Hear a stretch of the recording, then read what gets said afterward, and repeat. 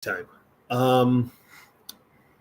This was a game where the opponent was not as good as them. You got a rookie quarterback, and we kind of played down to their level, especially on the offensive side of the ball. Once again, the running game was working. Yeah. The running game was working. My biggest problem is KOC really didn't stick with it when he should. He's still he's still kind of, he'll get the positive gains, but the first time he doesn't get a positive gain or like no gain at all, he abandons it and goes right back to throwing the football. And today was not Kirk Cousins' best day. No, he was bad today. He was bad. T-Bass, thank you for joining us. Hey, what's up, T-Bass? And today just was not his game.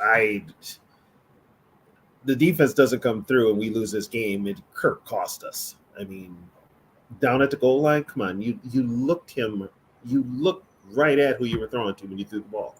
That was one of those, this is where the ball is going, no matter what the situation is. Yep. And they keep continuing to go for KJ on the goal line, especially when they have a guy who is much, much better. Doesn't seem like they ever. I understand using him as a decoy, but you got to start going towards JJ in the red zone. I don't understand why they go away from him in the red zone. I don't know how you don't. How JJ isn't your number one priority down at the goal line. Let him go up for some of those jump balls. And he wins it. Plain and simple. Yeah. He wins it. And that's decision making that's on Kirk. Yeah. You've got your receiver, but he seems to target KJ Wright a lot down at the goal line. I don't know why, but he does. But he also did that with you remember when Kirk first got up here? What was the name of the receiver we had that he had worked with in Washington that he targeted a lot down there? I forget his name, but he was on the receiving end of a lot of those short goal line touchdowns too. I forget his name, but he always looks for the third receiver. He really does. But the one he should be looking for, and the main person he should be looking for at the goal line, is JJ. Yeah. What up, SKOL'd? What up, Frozen? Typical casting characters. We appreciate every single one of you. Make sure to hit that like and subscribe button. It really, really helps us out. There's nothing really for the Kirk defenders to say today. I mean, he's not the reason we lost. He could have been. He did not have a very good game today. No. And I think most people will admit that he did not have a very good game today. Yeah. The other person who needs to never set foot on the field is Cousins' second interception. The reason that ball was picked off was because Eddie Ingram got beat like a ridden mule again.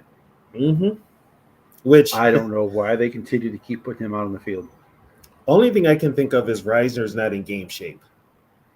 That's what I'd rather have an out of shape Reisner than he's not in game shape. But I will defend Ed Ingram today.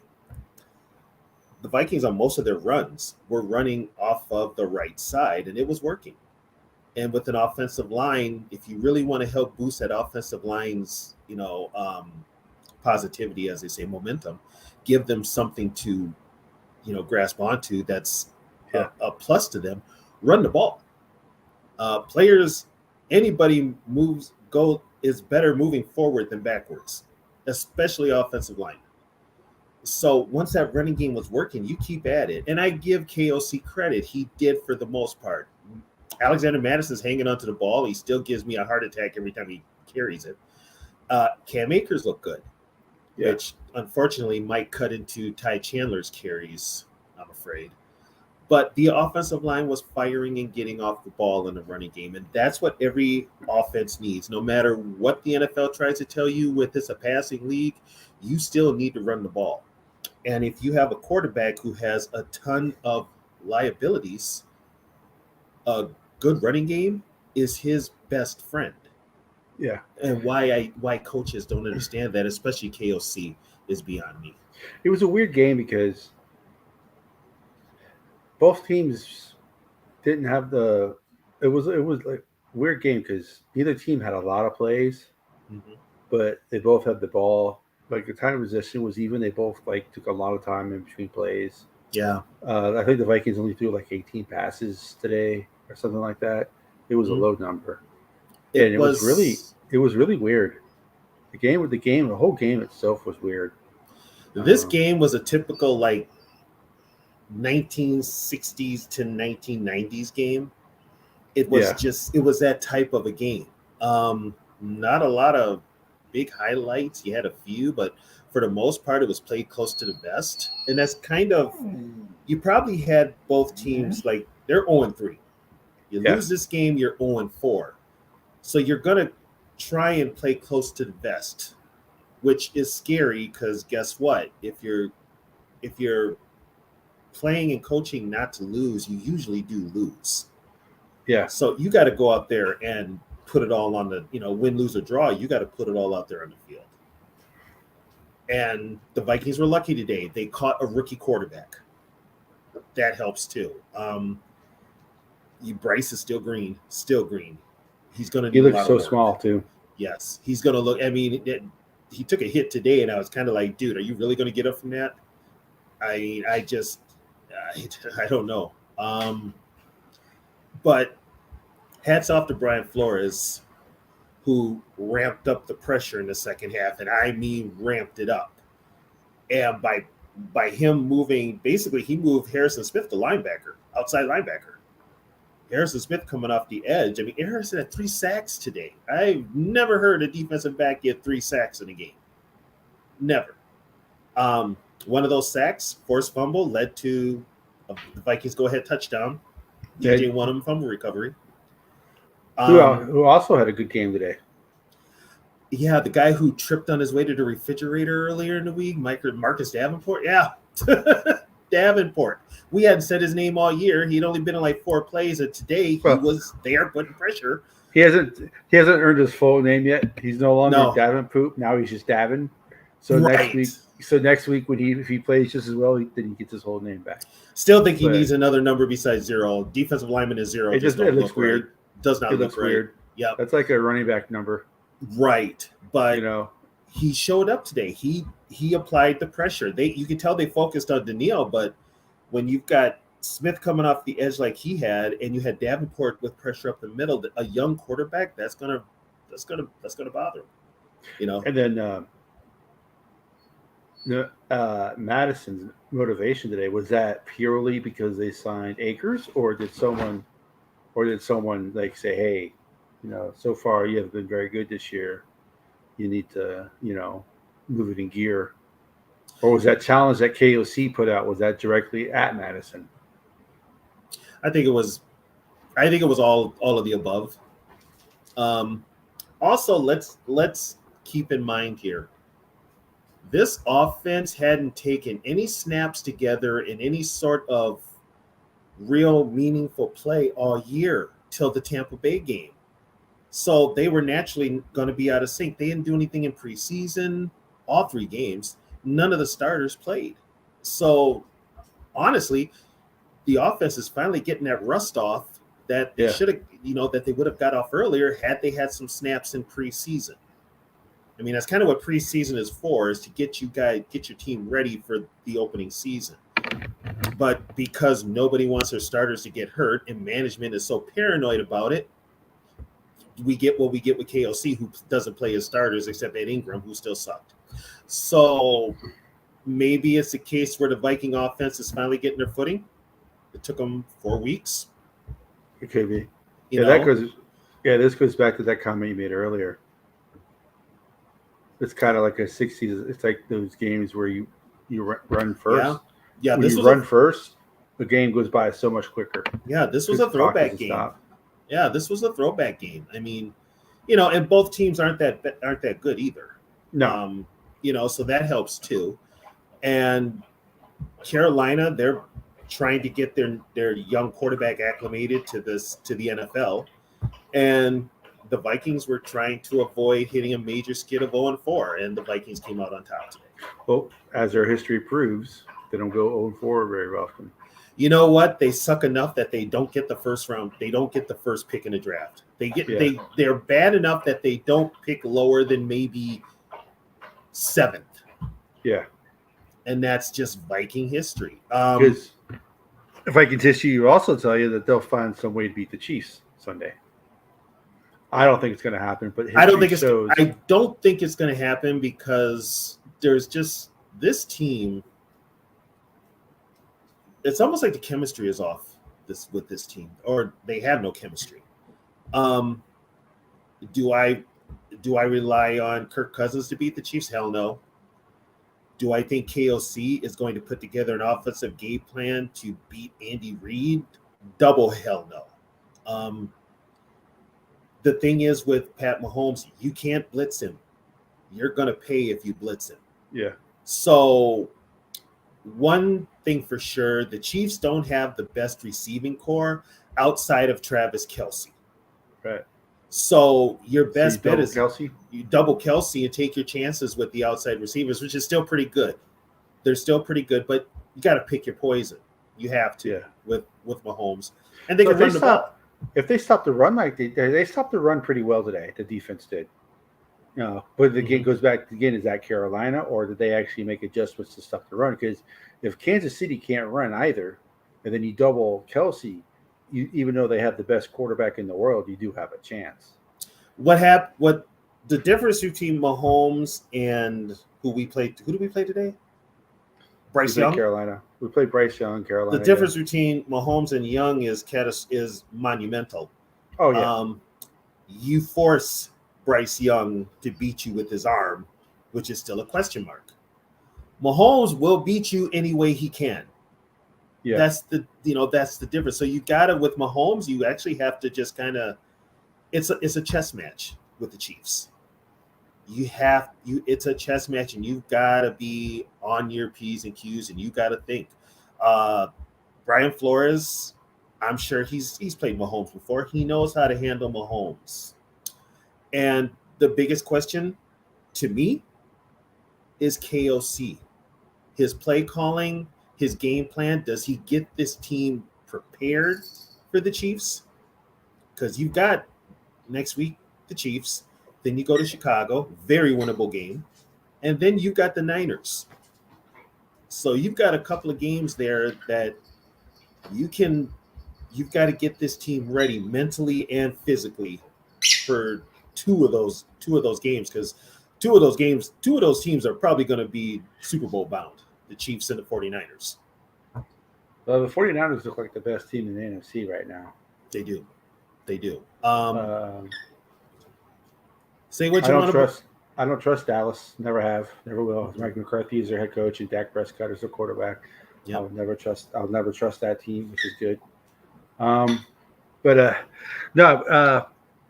think we got a good performance out of our running game today. Good. It looked like they finally figured out the committee running back. And so I don't know. Maybe they didn't see something. Ty Chandler, he had a good kickoff return today. Right. But other than that, maybe that's what they're using him for since Kenny is hurt. So maybe Akers and Madison will be the 1-2 punch at running back. Addison was nowhere today, and he missed that block that killed JJ.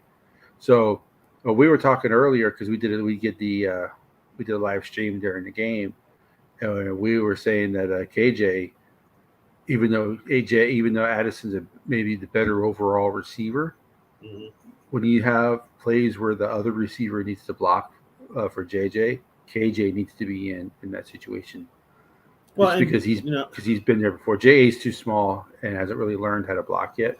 Well, don't forget, Addison drew the big pass interference penalty that got us down to the goal line. Oh, I know. I'm saying, for blocking to save JJ's ass on that one play where JJ got hit. Here's another thing too. Why is KOC even calling that play? Why? I don't know. Tight end screen worked pretty well today. He just loves screens. And this is football, so guess what? Guys are going to get hit. So JJ needs to be prepared. You're going to get hit, dude. Deal with it. You're playing football. That's just the game. You're going to get hit. And okay, Addison missed a block, but guess what? KOC shouldn't have called that play. He shouldn't have. If you want to preserve your wide receiver, your star on your team, who's got a bullseye on him anyway, because everybody knows he's the only offensive weapon you really have. You don't run plays like that. That's me. You don't run plays. Yeah. Like that. No. Yeah, it's that was probably the Cousins, Ingram. Even though you said Ingram looked good in the running game, but he needs to get. He's always been more than He's halfway he's decent on the running gonna game. he's gonna be a liability in a passing game, but only reason I can think Reisner's not playing is because Reisner is not in game shape. Yeah. And then that's it. KOC are probably the three worst today because that play that was pick six, as someone, I don't even do film study, and I know that they've run that play multiple times on the goal line. Oh yeah, KOC is predictable. He's really predictable. He needs to just stick with something, and he tries to be too cute at times, as they say. And he did it today. We were 3rd and 2, and he decides he wants to launch a 20-yard pass down the field to Jefferson. Your running game's working. They stopped you for no gain. Why don't you keep running the ball? Why did you have to throw on 3rd and 2? You run the ball. You take time off the clock. We don't have what we had at the end of the game. It's that simple. I guess the Jets are making the Chiefs not look very good right now, is what everybody's saying. I'm hearing it. Well, the Jets are a better team. The defense is way better. Yeah, the Jets got a defense. The Jets are literally a quarterback away. Yes, literally. Wilson is awful. Yeah, Wilson. The MILF Hunter is terrible. I call him the MILF Hunter, but he's not a good quarterback. That's why the trade speculations were Kirk going to the Jets. Now it's Kirk going to Atlanta. Well, the Atlanta makes most sense because that's where his wife's family's from. That makes more sense. Yeah, he actually may waive his no trade clause to go there. Yeah, but because Ritter is not. Ritter's not the answer. Yeah. My girl's he doesn't have a road win in his career. He has never run a game on the road. No. My girlfriend is a Falcons fan. What up, Zoe? What up, my worthless? So I told her that there's a chance that Kirk Cousins could go down there, and she was not happy. So, but yeah. So don't even start, dude. I'm still coming. He's got to be better than Ritter. Yeah, he is. The Chiefs don't have not the Chiefs, but the Falcons don't have any other options. Zoe, if you want to hop on, let me know, man. Yeah, Zoe, come on. I got something to say to you. Don't be scared. But yeah, we needed this win. Bottom line. What happens next week? It's you keep the momentum going, but it's the Chiefs. So, what up, Yogi? It's going to be. What's up, Yogi? It's going to be hard to. Because it's typical Vikings fans. I don't know if you've seen that new Dr. Pepper commercial, the Diet Dr. Pepper commercial, where they're out there, they're burning stuff and everything like that. We're like, oh, I can't take this team anymore. The guy's like, dude, it was the first play. And then they come back and then they make a great play and they're cheering again. That's the Vikings fans. When we were doing the live today, all the comments when Kirk did that pick six, oh, it's over, blow up the whole season. And then they started scoring points and people were like, yeah, let's do it now. Now it's like, oh, we can beat the Chiefs. We can go on a run. Why do we do this to ourselves? Well, okay, this is the difference between some fans and other fans, because personally, I'm still saying blow it up. I don't care if we won. Yeah. Blow it up. You're going to have to anyway. Why are you delaying the inevitable? That's all I'm saying. You can look at the writings on the wall. You can see this team is not built for the long haul. So, you don't know what you're doing further down the road. I mean, you don't have anything. I mean, this team could be 4-12 or 4-13. They have flipped. They have the foundation pieces. They got both their tackles. They got the best wide receiver in the NFL. So you can build off of those just those three if you have to. But here's the problem. This is the Vikings' biggest problem. It's not so much personnel. The biggest problem is, do you trust this front office to make those decisions that help build this team? No, I don't. I don't trust this front office. I don't trust this coaching staff. I just don't. Yeah. But so let's talk about the good things today. Harrison Smith, looking like the old Harrison Smith. Yeah. Now, is that basically? Oh, we got a special guest, y'all. This right here is my mom's, everybody. Hey, Mom. So love you, Ma. Thank you. Appreciate you. You created me, so I can't, thank you even more than that. So yeah. So basically, Harrison Smith, going back to the old Harrison Smith when Zimmer first got here. Mm-hmm. To me, that is the way you use Harrison Smith. He's no longer he can cover territory, but he can't like he used to. So he's a liability in pass coverage. Right. So yeah. So let's stop. Let's use him. We can use Metellus. We could flip Metellus and Harrison. Have Metellus do have Metellus be the second main safety. Bynum is. I think we should keep Bynum as the main pass safety, pass covering safety, because he seems to be not a liability in the pass coverage. Bynum can also play corner. He doesn't seem to be. Yeah, maybe that's why, because he seems to be. Doing it this year, which is surprised because I didn't think he would be that main safety, but he seems to be the main cover safety right now.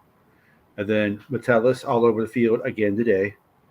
So he's awesome. Harrison Smith, like I said, needs to play more. Harrison Smith needs to play more on the line of scrimmage as that fifth linebacker, the fifth defensive lineman. And then DJ Walnum was good. Didn't hear much about Danielle Hunter, but I think the Panthers made that a game plan. Danielle was being double teamed all day. Yeah, and he still got some pressure. Yep. So, yeah. So, and then actually, you know what though? I mentioned earlier in the live broadcast, Bullard has been the best interior defensive lineman so far this year. No, it sure hasn't been Lowry, that's for sure. Well, Lowry made a play today. He knocked down a pass. Yeah, but what's his name? I thought for sure, Tony's going to say something about that. That's his only highlight all damn year. He knocks down a pass. What's his name played very well though? The rookie Roy at the nose tackle position. Yeah. So, like I said, these guys haven't played together all season, really. So maybe it's now working. But once again, our opponent was not that good. That's the other thing, yes. No, you can't build a franchise around a wide receiver. You can't.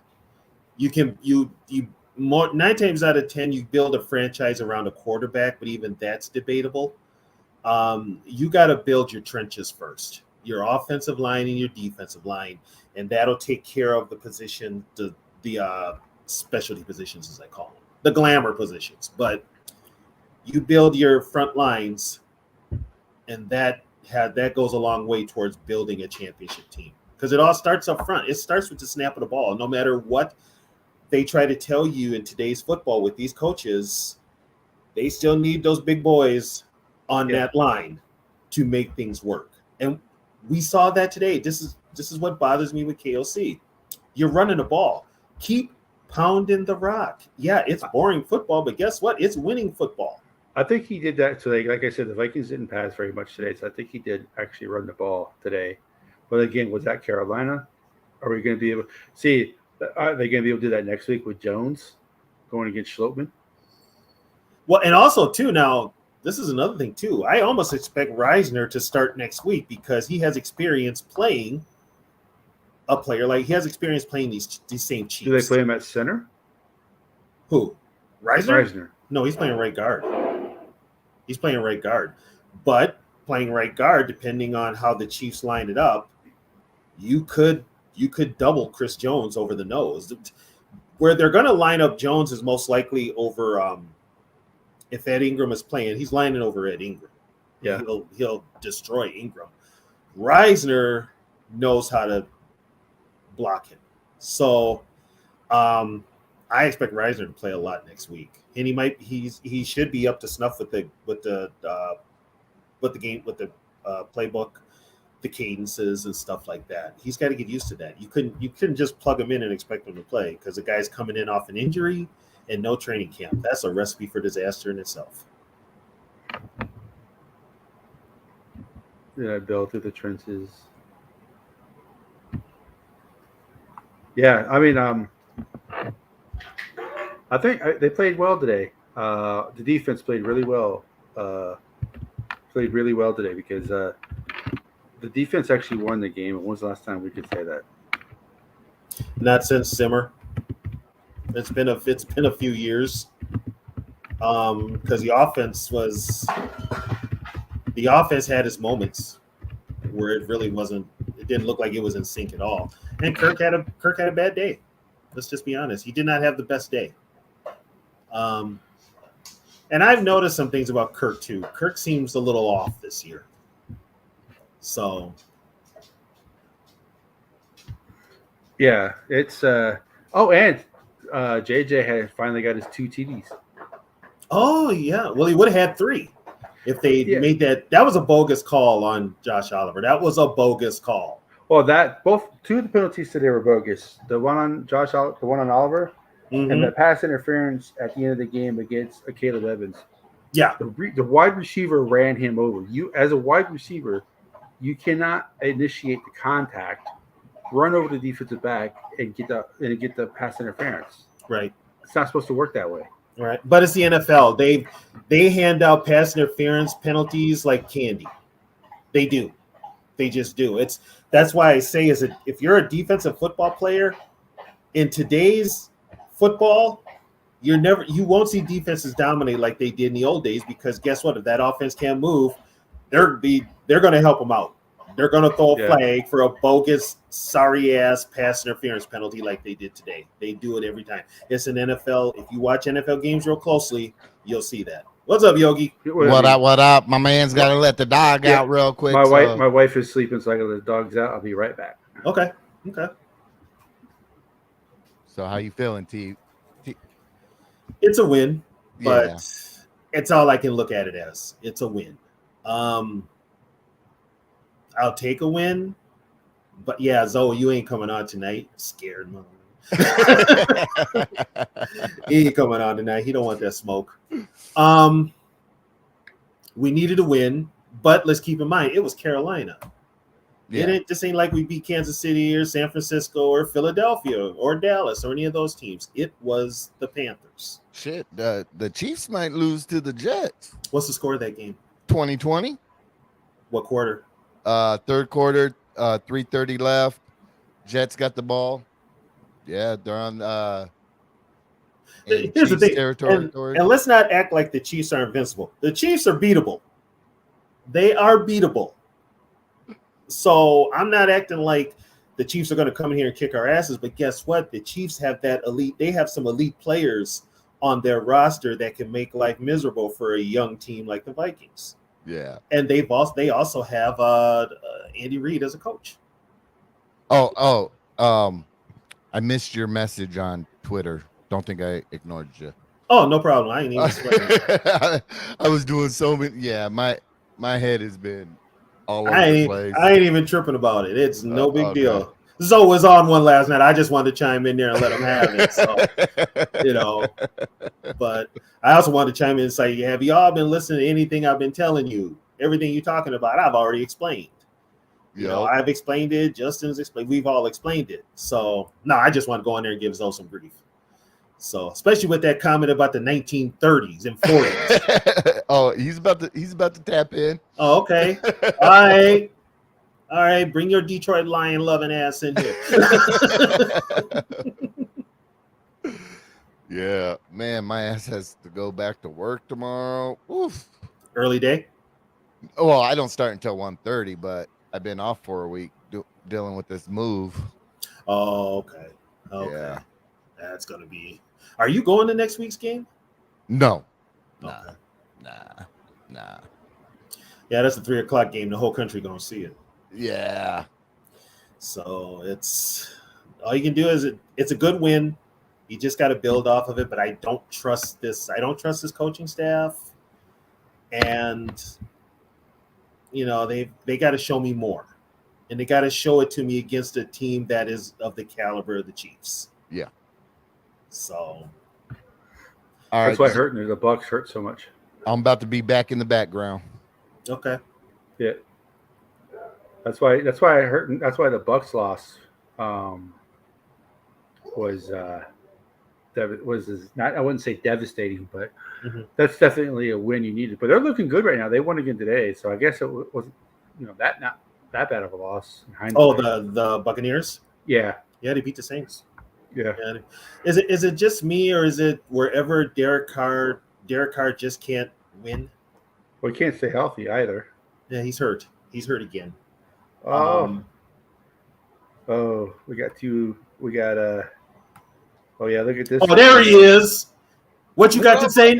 What you got to say now? Oh, come on, you got your shirt on, T-Bass. What up, my guy? What up, man? What up? Hey, guys. Hey, What up? I have a request for you two. I really dig watching your guys' show and the knowledge that you guys have. I think this would be a fascinating show. Like what I was saying in the comments, the debate about trade JJ, hey JJ, can you build a championship team around a receiver, or do you need that quarterback? And then the debate is, well, do you pay JJ and then not have money, bring in quality free agents and things to build, or do you tear this team down, trade JJ, get those picks, get that quarterback, the line in and stuff? Because it's a fascinating debate that nobody really wants to talk about. And I think you guys would be perfect for it. That's my request. Well, we can definitely talk about it. I mean, that could be a whole show. I personally think Ken. JJ should be a lifer when it comes to playing for the Vikings. Yeah, me too. But as I pointed out, look at the past 20 years. Packers have been blessed with what? Quarterback. We've been blessed with what? Wide receiver. Carter, Moss, JJ. Who's got the Super Bowl ring? Well, they each only have one when they should have far more. But yeah. Actually, I'm gonna put this out there. The Vikings have been blessed more.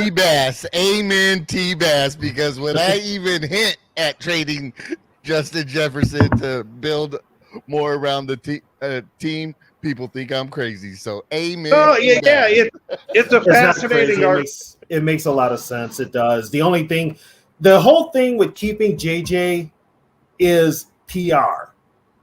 Exactly. With this team, it's PR. Bill C.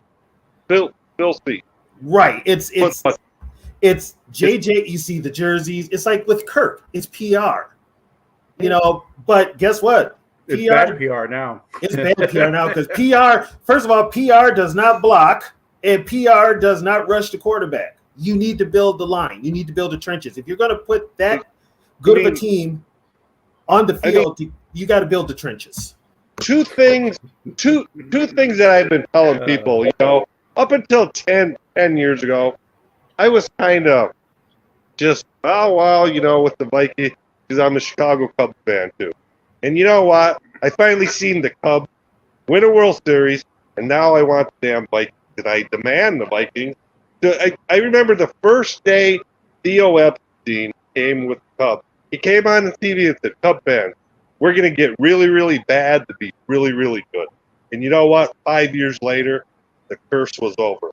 Also, as with the Cubs, this JJ thing is trending almost exactly what I seen with the Cubs and Greg Maddux.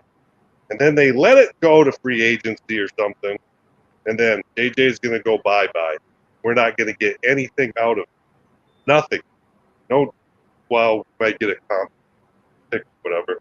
That worries me. Either sign the guy or not, or trade him. Well, technically with JJ, they still got 2 years. Yeah.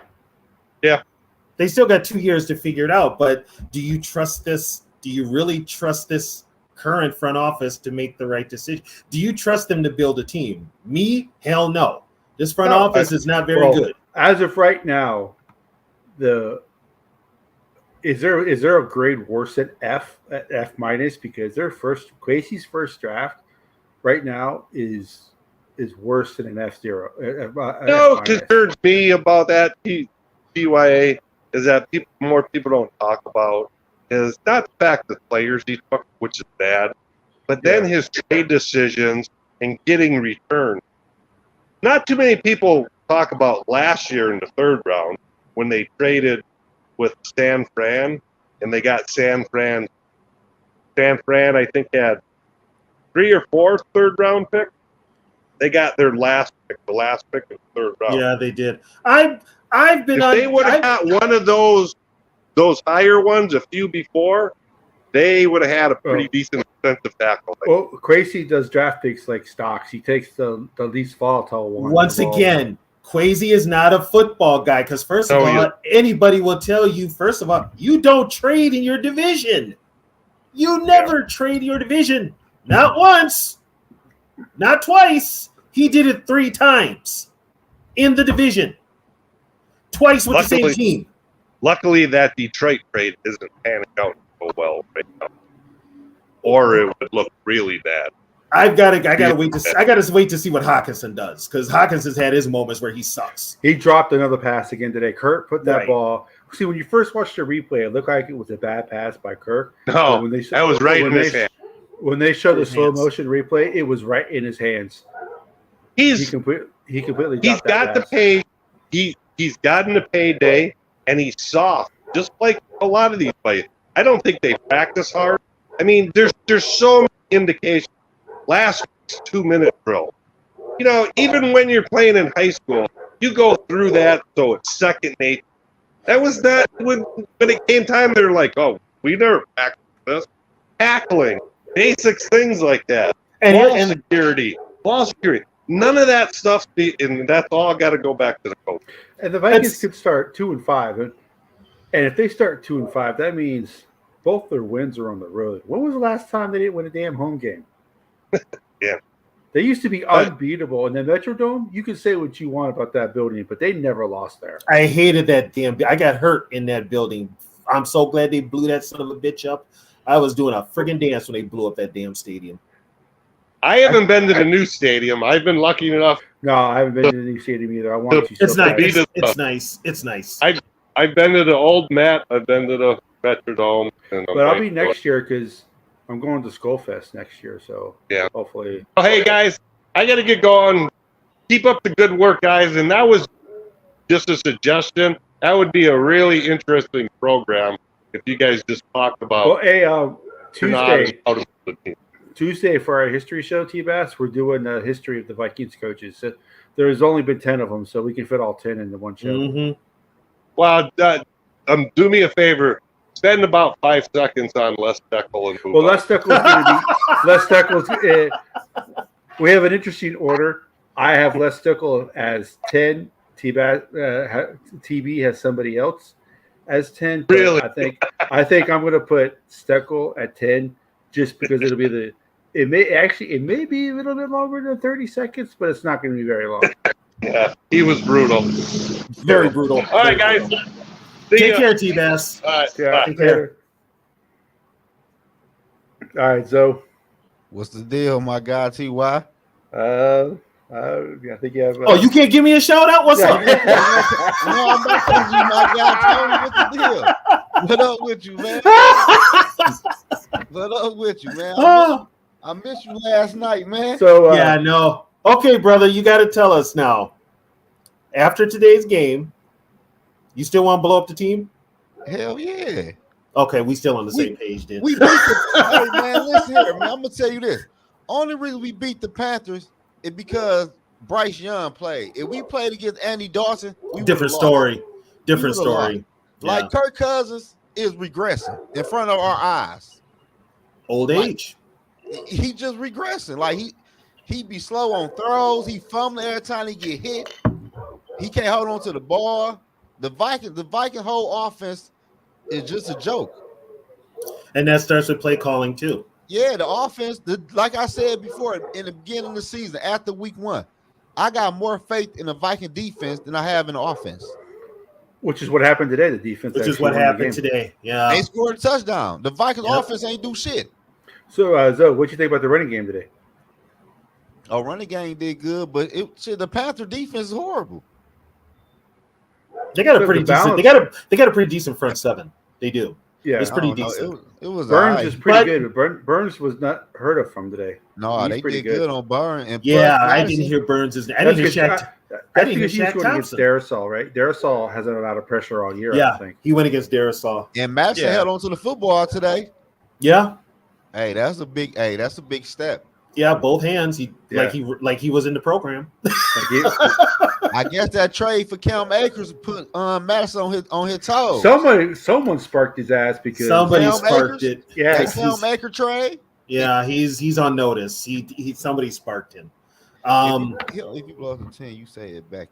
If you blow, you set it back for years. No, you don't. Here's the deal. Listen, man, the Minnesota Vikings ain't got no defense. They ain't got no quarterback. They can't draft. Other than that, how's the play, Miss Lincoln? Yeah. Like, what do you mean? How would you be set back for years? Well, I see, Davey. Here's the thing, though, about blowing it up. There's still some players you keep. No, I'm not saying trade. I'm not saying trade everybody. Right, you keep both tackles. Right. Yeah, you keep JJ, trade TJ, trade Daniil Hunter, trade KJ. That's what I really mean. Because as much as we love Daniil Hunter, pass rushers are more replaceable than left tackles and right tackles are. And plus, this is last year anyway. Yeah, so if you're gonna get rid of D Hunter now, get something for him because next year he's a free agent. Here's put it this way: he's a free agent next year. Kirk is a free agent next year, and they're still on the books. Right, $58 million. In Minnesota, which is why I think they're going to re-sign Kirk for one more year. Don't do that. Don't say that. Get that kid. I'm not saying I want them to. I'm just saying they may do that to get the dead cap space down. Don't do that, man. Don't do me like that. I can't afford another year of Kirk Cousins. I know he's been the worst. These been the worst year of being a Viking fan ever for me. I hate. Obviously, you're young. Yeah, you're young. Have a seat, Junior. For real, man. The Kirk shit.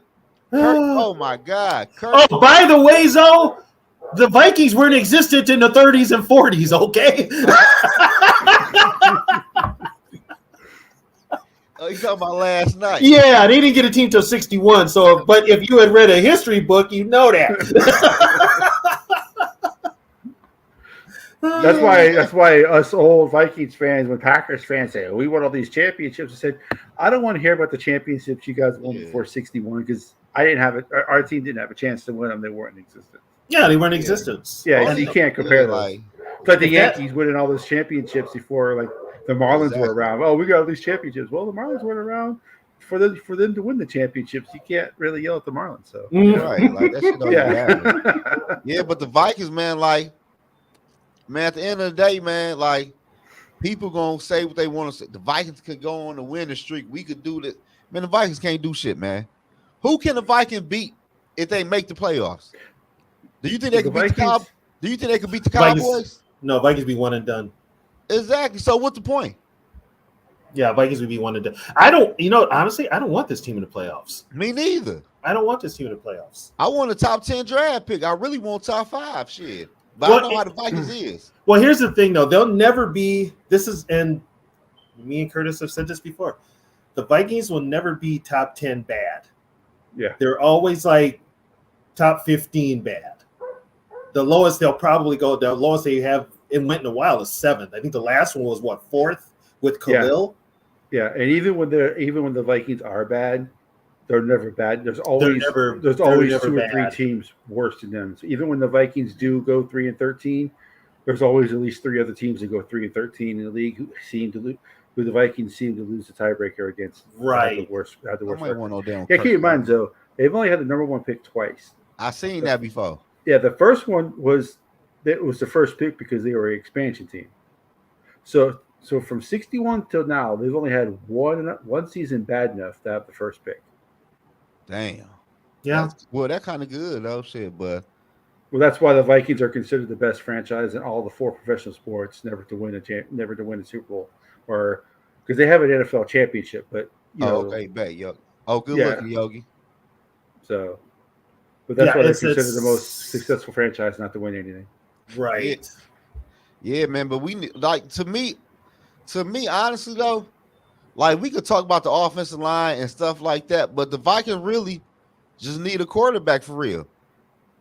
Like if you get the right quarterback, he can probably hide some of the woes on the offensive line to a certain degree.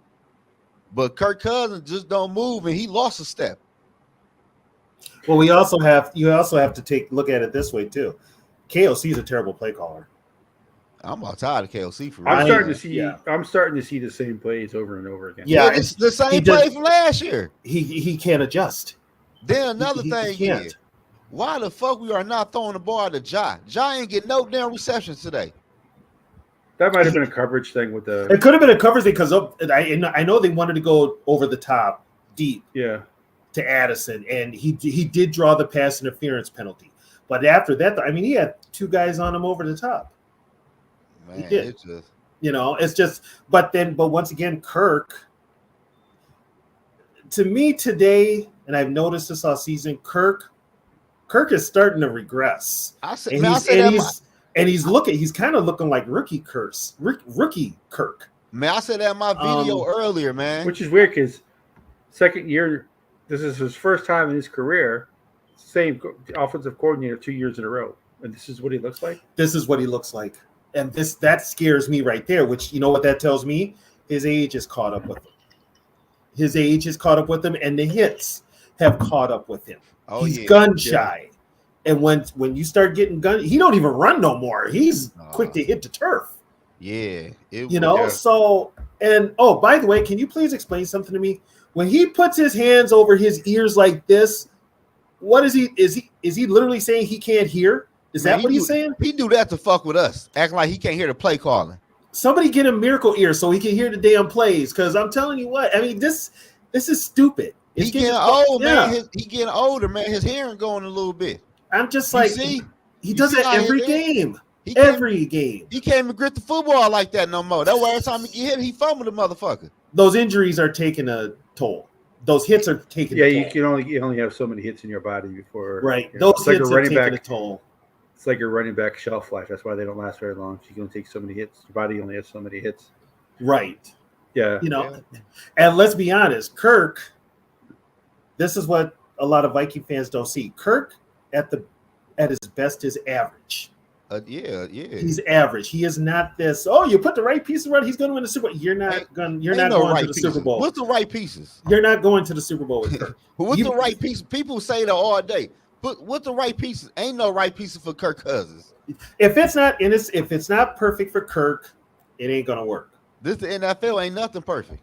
Right. So I mean, I think you would think after last week, after the meltdown he had with spiking the ball, people would see that. But last week was bad, but then this week he wasn't that good either. So guess what? He's going against Kansas City next week. And they defense is okay. I would say the game's at home, and that should help us out. But of course, then KOC and Kirk don't like the home fans. Exactly. They've already badmouthed the fans. So I've seen that. Well, here's the funny part. Kansas City travels well, and Kansas City's not far from Minneapolis. Yeah. So that stadium is going to be half full of Chiefs fans, and there's a bunch of them up here already. So that stadium is going to be 50-50. But I don't see it being the Chiefs anyway. Shit. So it looks like it does look like Brian B. Flo made some changes today. I really like the way the defense was. And one thing I did notice today was that when the first drive, when they went up and down the field, they were not aggressive. Then they became aggressive, and that's when the Panthers couldn't do anything. And then in the fourth quarter, for some reason, they got unaggressive again, and that's when the Panthers drove down the field again. And then on that drive, he got aggressive again. When they got aggressive again on that drive, is when you have someone like Bryce Young, you have to be aggressive. Next You week, can't even you can't. even as a coach in the NFL, you can never let your foot off the gas. KOC does that all the time. He did that all the time last year, and look what happened. One score games, and we jumped out in front by 2 scores in a lot of our games. Yeah. You can't take your foot off the gas as a coach. And it's okay to blow somebody out, because guess what? If you don't blow them out, they're going to blow you out and not think seconds about it. Yeah, they won by 8 today. That was one of the biggest wins point differential. Yeah, And, since KOC been here. And that's pretty. That's sad. That's pretty bad. Yeah, every time they go to Carolina, it's always more purple. KOC, yeah. Davey Chains, you're right. KOC does not have the killer instinct. He's too nice. I'm just going to. By the way, he wasn't a good quarterback. Yeah, that's what. Well, and also that probably tells you why he never called plays in the NFL. Never called plays till he took the Viking job. So,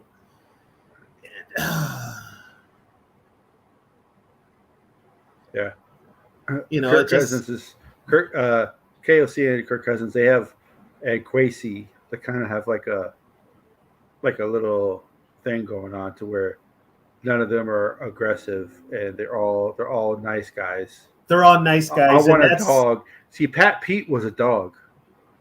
Oh yeah, on defense. Yeah, he was a dog. Yeah. But here's the thing. You had players like Eric Kendricks who bitched and moaned because Zimmer was hard on him sometimes. So Viking ownership went the exact opposite of Zimmer. Yeah. What is Zimmer saying right now? Oh, Zimmer's kicking back with his mail order bride, talking Like shit. this. Yeah, he ain't worried about it. He knew Zimmer knew last year was a fluke. Yeah, he ain't worried about it. And Zimmer's you know what he's doing saying? the Kellen Mond quote. I've seen them play. Yeah. Zimmer's kicking back with his Russian girlfriend, looking at the TV, looking at the scores and all the papers and all the stuff online, talking about, well, can't blame me for this one. Yeah, I'm gone. Yep, you can't blame me for this one. So, yeah, he's not, and he's right. You can't blame him. This is now on KOC and Kwesi. This is there. And and I'm not even going to say Ziggy. I'm going to say more Mark Wilfa and Andrew Miller.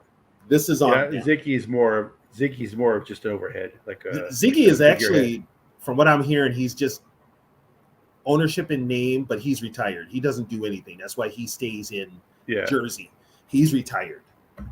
He makes a trip to the games every now and then, but somebody said he's not in the best of health either. So, if anything, with the day-to-day, it's Mark Wilf and Andrew Miller. So that's the committee. That's why I said, do you trust this current organization to put together a team that could get us to the Super Bowl? I don't. They're terrible at. I think he's an advisor, Sarah. I don't think he's actually part of the coaching staff. Yeah, he's an advisor. He's a defensive advisor. Yeah. So he basically sits in the press box, drinks coffee, and BS's with the other coaches. That's it. So you ain't got no faith in this ownership find us a quarterback? I don't have faith in this ownership to find us offensive lineman, defensive lineman. I don't have faith in them, period. Damn. I just don't. Because Spielman had a lot of misses, but he also had a lot of hits too. He had a lot of hits. Later on, he had the misses. He hit early, but then when he missed later, he really missed. And the great unknown, I'm going to keep saying it, the great unknown is Teddy Bridgewater, because we don't know. The man's leg literally blew up. Yeah. So I'm kind of like, okay, that's the great unknown. And then after that happened, it was just bad. Yeah, man. He says Ziggy Mark, a lawyer, Kwesi is a stock market guy, and KOC is the player coach. Yeah, the Wills are land developers. That's why they got this team. And they made their money. They actually made. I think Leonard's the attorney. Leonard's the attorney. Yeah, he's the Wilf nobody talks about. He's like the fifth Beatle. But yeah, one thing when they bought this team was you had all the land around it, and they bought that up. But they were trying to get the stadium. Well, guess what? They got the stadium now. You need to put something on the field that the fans are going to keep spending their hard-earned money on. But Sarah, you're right. I don't trust that Grigsby dude at all, because Grigson ruined is it Grigson, whatever the hell his name is. Yeah, He ruined Andrew Luck's career. He ruined the Colts, and we just bring him in. Yeah, that was dumb. I ain't get that shit. They're not the Wilfs will spend money, but the Wilfs know nothing about football. They don't. That's the problem. Yeah, they don't know. We've got people in this organization right now that don't know anything about football, and it's probably the first time in years this team's been run by people that don't know football. I ain't never seen the Vikings ran like this before. Honestly, so neither have I.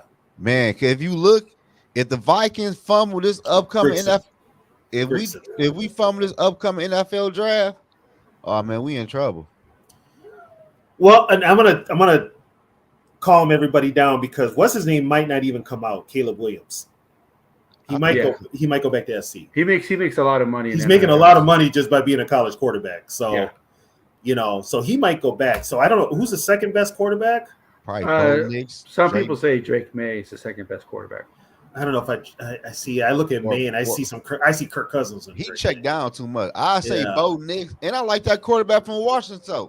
From Washington, that Michael kid. But this is a deep draft for quarterbacks. Very deep draft. So here's the thing. If you are the Vikings, you've got so many needs all across the board. Say you only win 4 or 5 games this year. You're going to need most likely offensive line help with the interior and D-line help. It all depends on free agency too, but we don't have any money again. I think somebody said we got $50 million, and Cleveland is a free agent after this year. Cleveland's a free agent, which means you're going to have a hole there. Right. This comment right here about with SKOL'd Nation. I don't know if we necessarily need owners who know football. We need owners who will let when they do hire football people, let the football people do what they want. Like if they want to come in and tear it down, let them tear it down. That's what the Wilfs need to do. And the Wilfs won't tear it down because you tear it down that they haven't had. I don't think they've ever had a tear down. They went 3-13 in 2011. They were 5-10-1 in 13. Ever since then, they've been 500 or better. Yeah, Kwesi was a PR hire. I said that all along. He checked a box, which was a minority hire. Who was that GM? Rob Brzezinski. Rob Brzezinski. He's the money man. He's the money man. He's the one that keeps kicking money down the road. So we have so much money still on the books. Right. Like next year, we still got like 56 mil on the books. And eventually, you can't kick it down the road anymore. You can't keep kicking it down the road. NFL makes you pay it eventually. Yeah, exactly. This is what's happening next year when the Vikings have $59 million of dead cap space. That's why I want to give TJ no contract extension. It made no sense for real. Well, and here's the thing: TJ was never hurt. I knew it was a hold in. So when the Vikings were the ones that should be getting heat for this, because they told the fans that he's got an earache, then he's got a backache. No, he don't. He got a wallet ache because he wants more money. That's what the ache is. That was a dumb trade anyway. And now he's gonna have a backache from sitting sideways with the wallet in his back pocket with all that money in it. Right. The owner should have no input on the decision about the teams. Well, it's their team. Yes.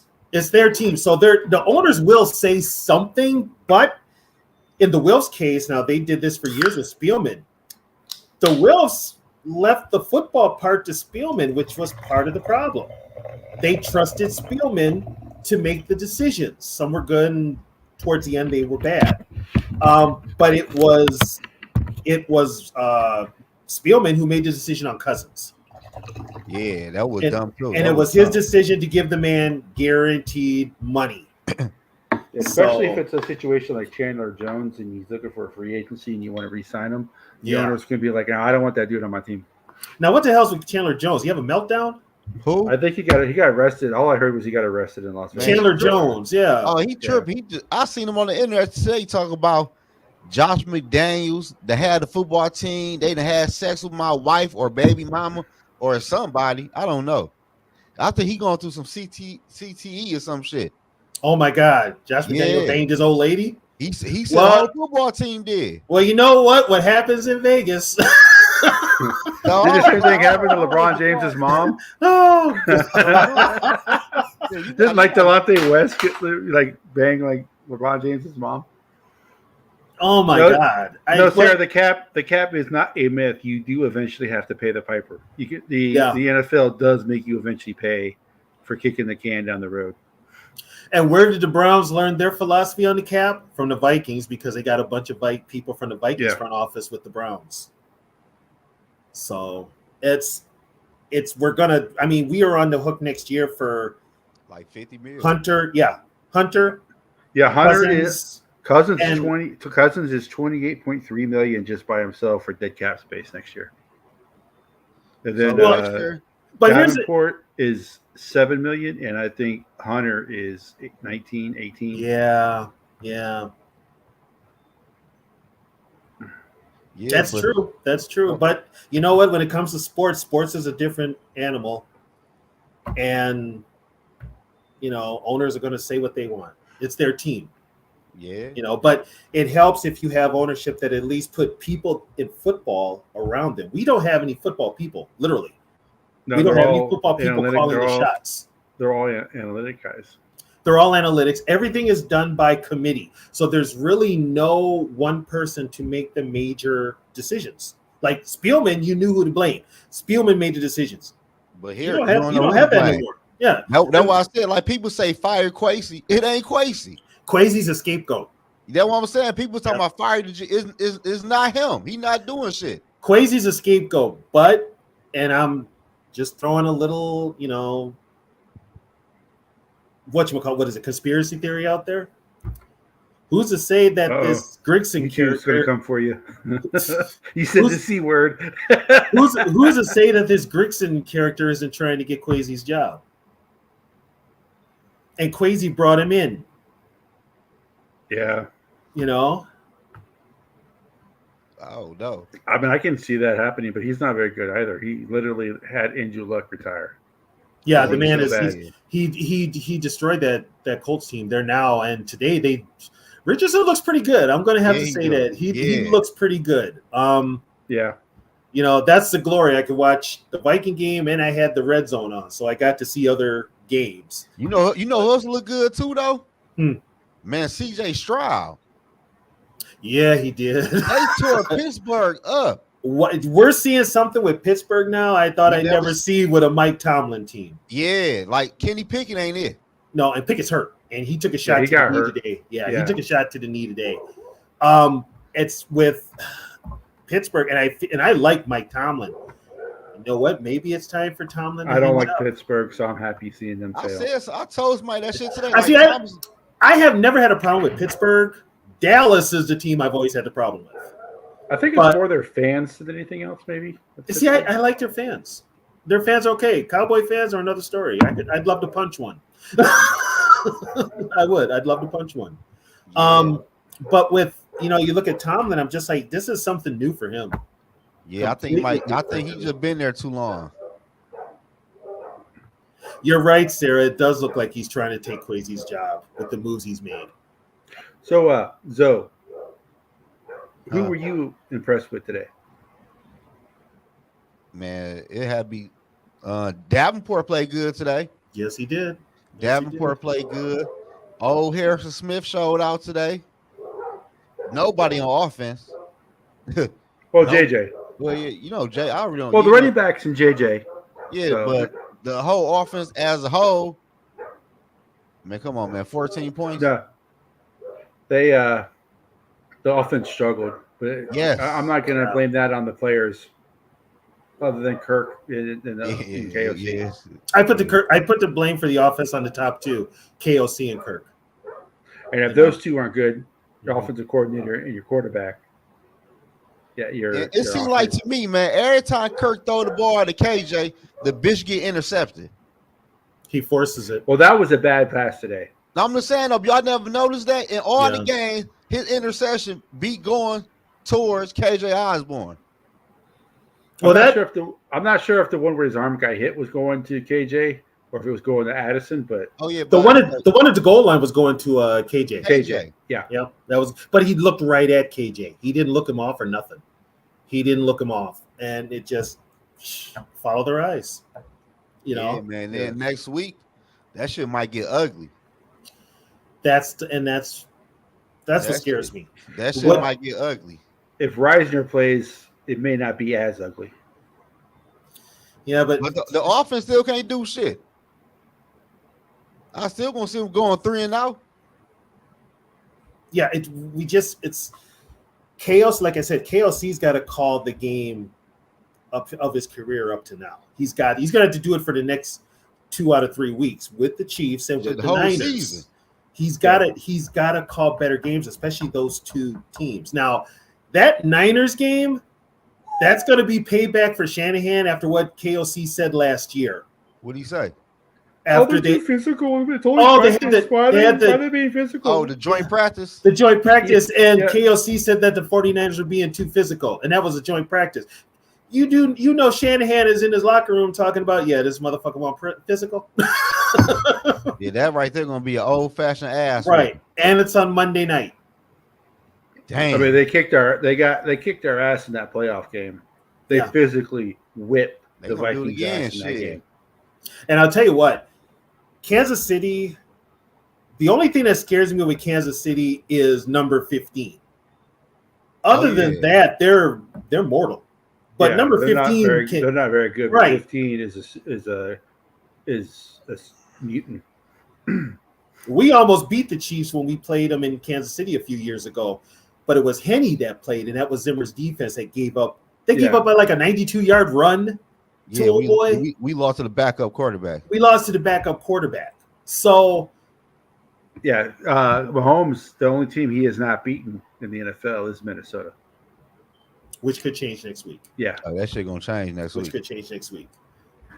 Yeah, but the Vikings off, man. I don't know, man. For some reason, man, the Vikings offense cannot just get it going. I don't know what it is. That's because of KOC. He, like Davey Chain says, he calls plays like he's afraid of making a mistake instead of taking a chance. It's a 50-50 ball. with the way our interior offensive line is, there's no reason why they can't pull, or not even just pull, but maybe have a double tight end set on one side and run to the outside with a double tight end set. I noticed this years ago with the Bears, and they did this a lot.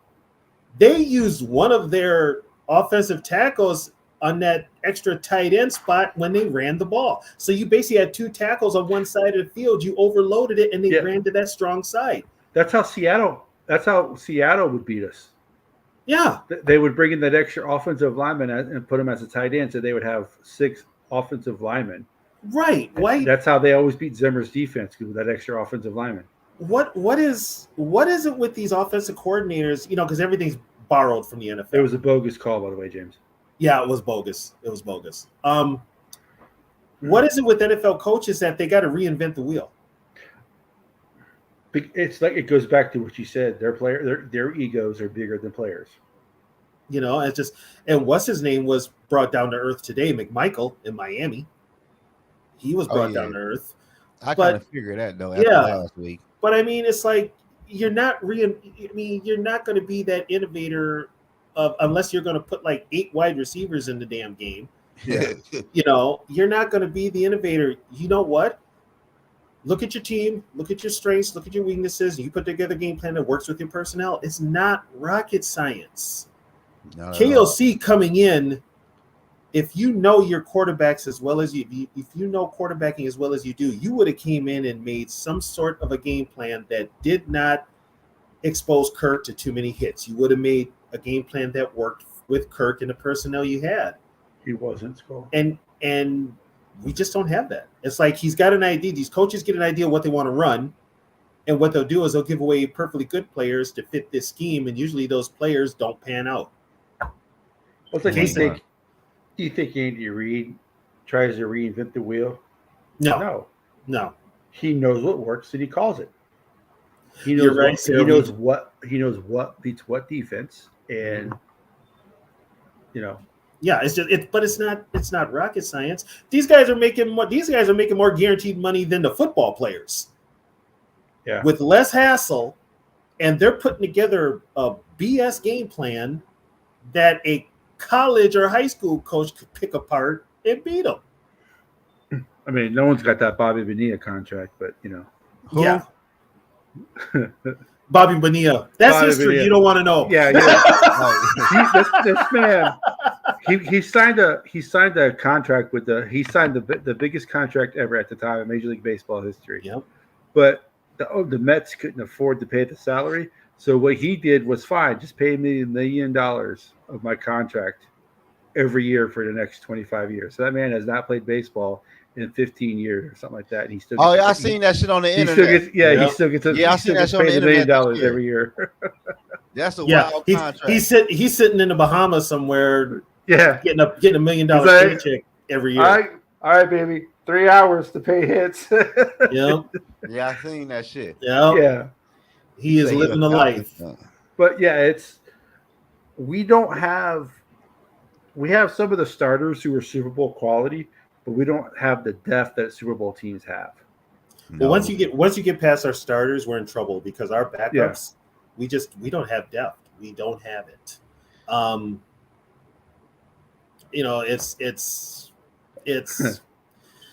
It's a head scratcher. Hey, Chip, you might get Cousins if our season goes bad enough. Would you rather have Cousins or Ritter? They need a quarterback. Yeah, they do because they're letting that team go to waste with Ritter. Hell yeah! Why do they keep on playing with that quarterback? That's crazy. Because I think that was the ownership's call. Yeah, they got tired of seeing Mariota. They got sick of seeing Mariota, which I'm saying, but shit, they could. I don't know, man. First of all, I wouldn't have signed Mariota. So. Hell no.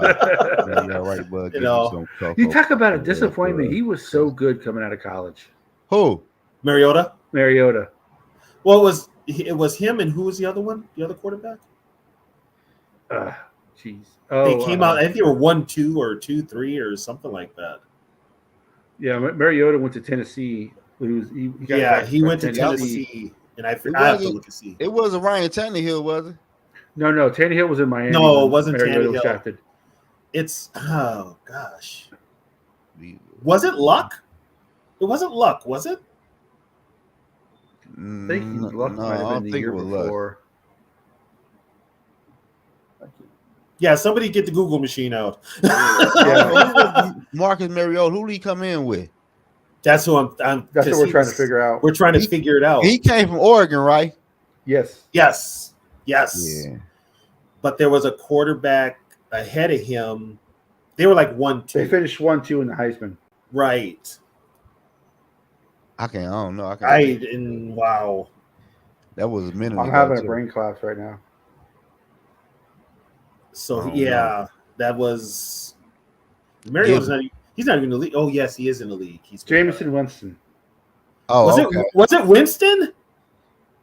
Yeah. Wow. Okay. Winston went first. Mariota went second.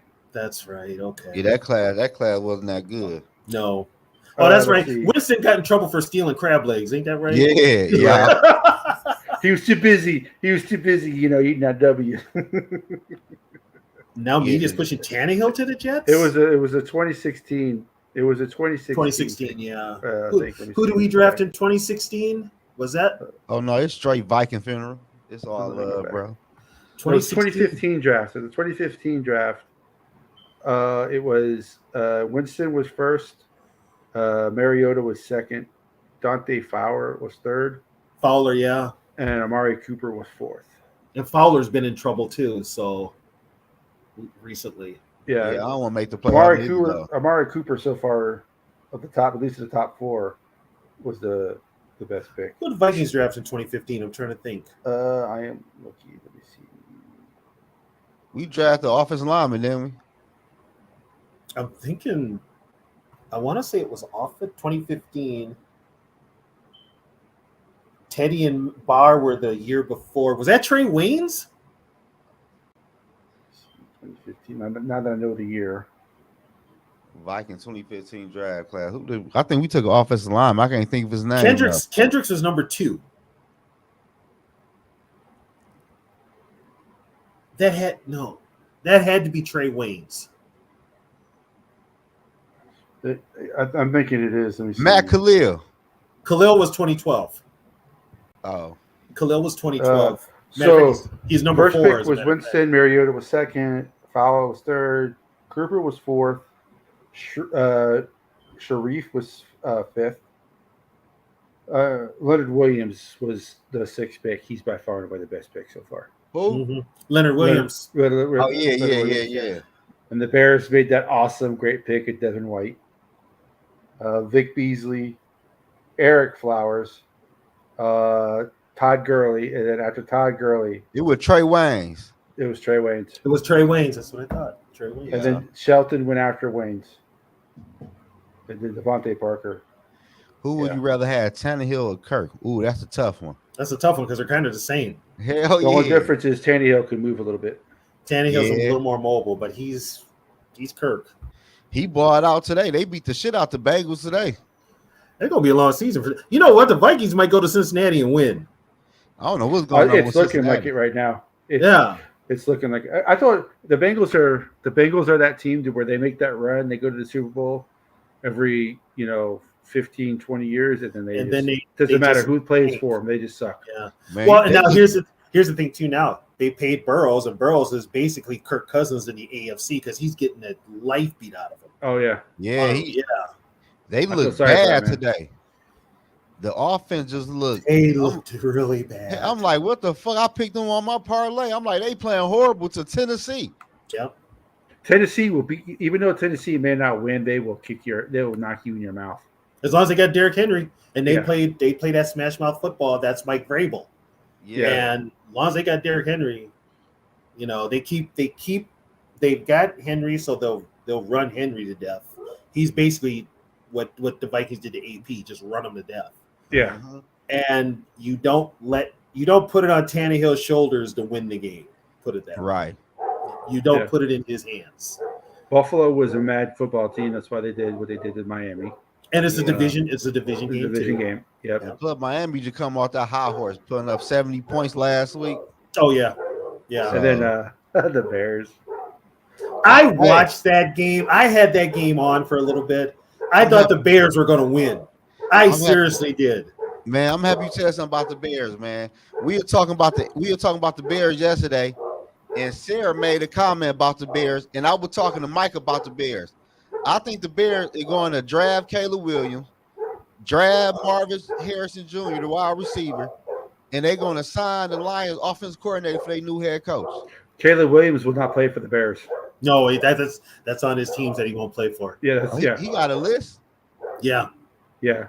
He's No got one a knows list. what the list is, but I guarantee you the It's Bears not are the on it. Bears. The Bears are The not. Bears on and the it. Cardinals are the two of the teams that are on his list that he will not play for. But look though, if he sit out next year and come out in next year's draft, it's gonna be the same damn teams again.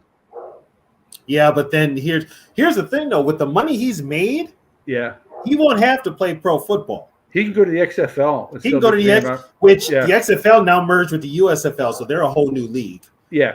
He can make just as you much think money he'll do off all of of that? He could also go to Canada. Yeah. I mean, you think He's he'll got- do all that just not to play for a football NFL team? Yeah, Oh, it's been it's been done before. it's John been done Elway, before. Eli It's been done. Manning. John Elway, Eli Manning. What John Elway do? John Elway was going to play for the Colts. Actually, drafted John Elway. He says, "I'm not playing for the Colts," so they traded him to the Broncos. Because I didn't know Elway that. threatened to play baseball because he was in the Yeah. Yankees farm system. Yeah. So what they did was the I don't know, Colts- Sarah. We may not be on that list. Are we on that list? I don't know. I don't think so. With JJ, I don't think so. I don't think so. Yeah. And And his, Addison. his buddy, And Addison. he's really tight with Addison. Yeah. And we So got I- the other dude from USC, which one? Blackman. Black. Oh, Blackman. Yeah, Blackman. Yeah. Who played pretty well today too. True.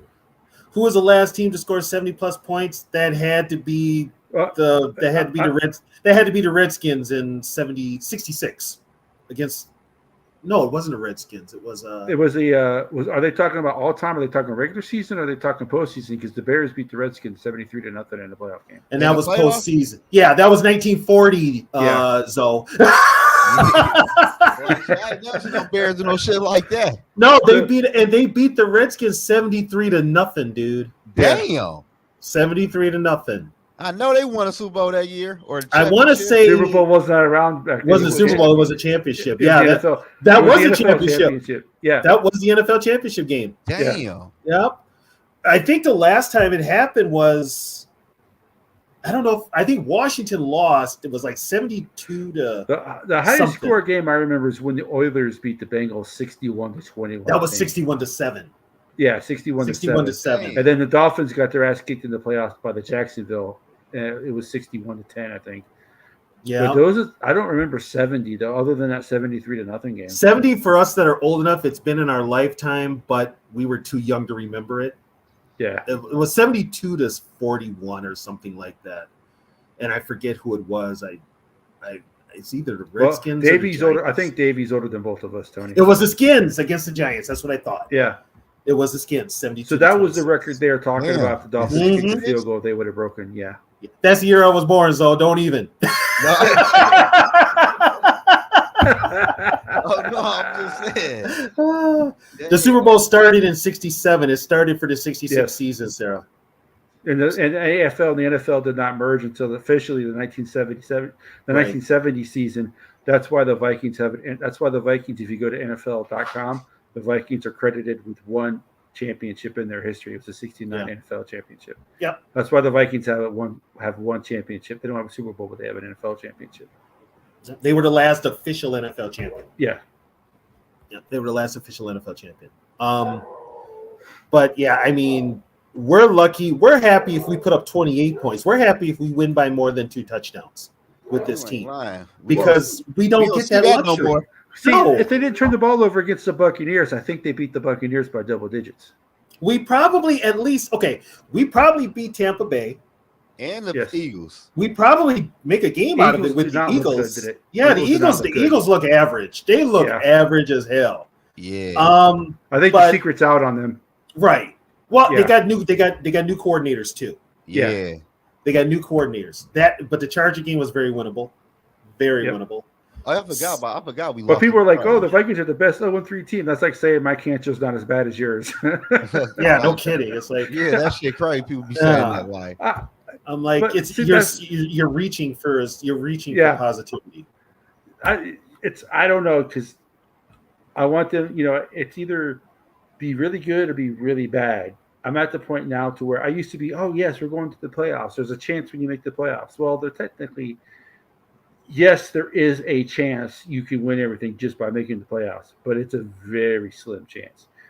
And this is the year, because the NFC is weak other than San Francisco. This is the year that you actually had a chance to do anything in the NFC. It is right. But here's the thing, though. All the good teams are in the AFC. Well, supposedly the Bengals are not who we thought they were. We say this every year. It's wide open. I don't think it's wide open. As of right now, I think it's a Chiefs 49ers Super Bowl from what I'm seeing. Here's the thing, though. Do you really want to see this team in postseason? Hell no, I don't. I just don't. Unless- There's no reason I want to put this team with this And now we're the sorry ass best. deficiencies. Now we're the best 1-3 team. We probably Yeah. are. Yeah, we probably are. We are, yeah. Yeah. Only You're reason- right, Viking Freedom. That's why 98 does hurt so bad. Only reason I see the Vikings in the playoff is KOC, could flip a switch and the offense could score some points through the whole damn football game. Well, and you know what? You know the person who could make him flip that switch would be Brian Flores. I think he's gonna be on his ass in the Brian minute. Flores gonna get on his ass. I think some things have been said. I think Brian Flores is like, listen, Kevin, you did a great job last year. Really appreciate it. But as a defensive coordinator, let me tell you what's going on with your offense. This is what I would do. You brought me on to be your defensive coordinator. You said, hey, if there's anything, let me know. I'm letting you know. This is how you fix your offense. How do you fix the turnover? First of all, though? you fix your offense by not calling the plays anymore. When I was a head coach, I didn't call the defensive plays because being a head coach is hard.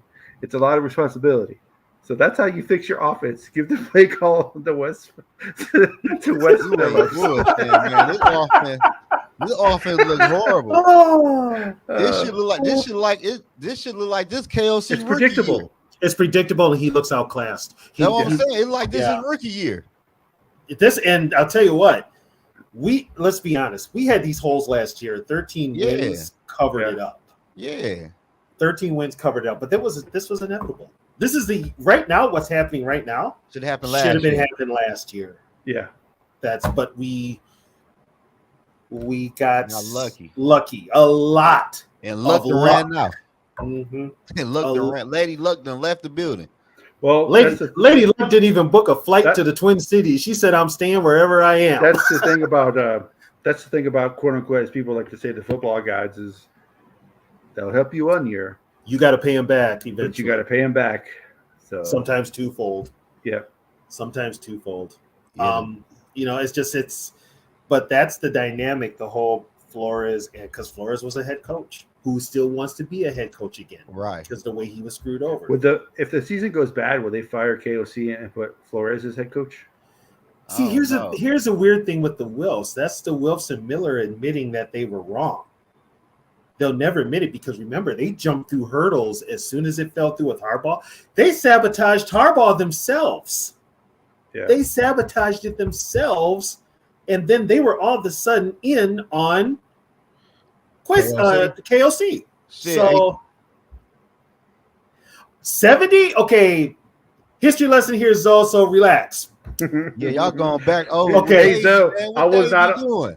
Hey, so I was born in 75 and 70. I was not here. So Here's what I do happened in know the 70. history. Yep. I do know the history, but I wasn't alive for it. So. We were heavy favorites in 70 when we played the 49ers. Everything was on our side. The weather was like not even above, it was below zero. It was Viking weather. And the 49ers were coming up here, so we're like, we got these guys.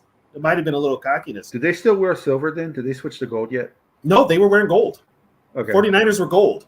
And that was a game where John Brody, they actually played ball control on the Purple People Eaters. The Vikings scored on the first play of the game on a fumble return and didn't score again until the last play of the game, a TD pass to Gene Washington. And in that meantime, the 49ers put up 17 points and beat us 17-14 in below zero temperature.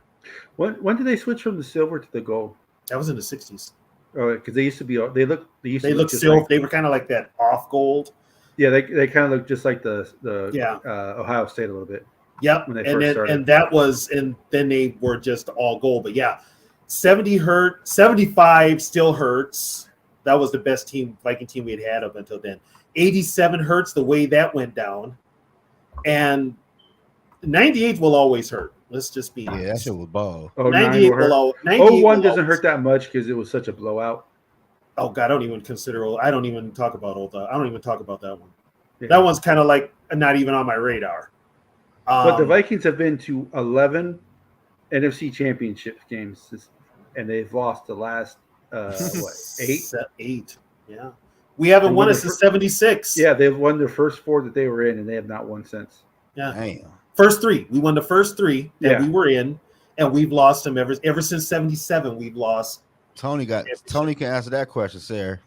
When did the Super Bowl change to where you play at a different city instead of your? It was always a different. It's always that way. Yeah, it was Yeah, always the a first different city. The first one was L.A. Coliseum. Yep, Coliseum. Second one was what, Tulane? No, second one was Orange Bowl. The third one was Orange Orange Bowl. Bowl. The fourth one was Tulane. Yeah.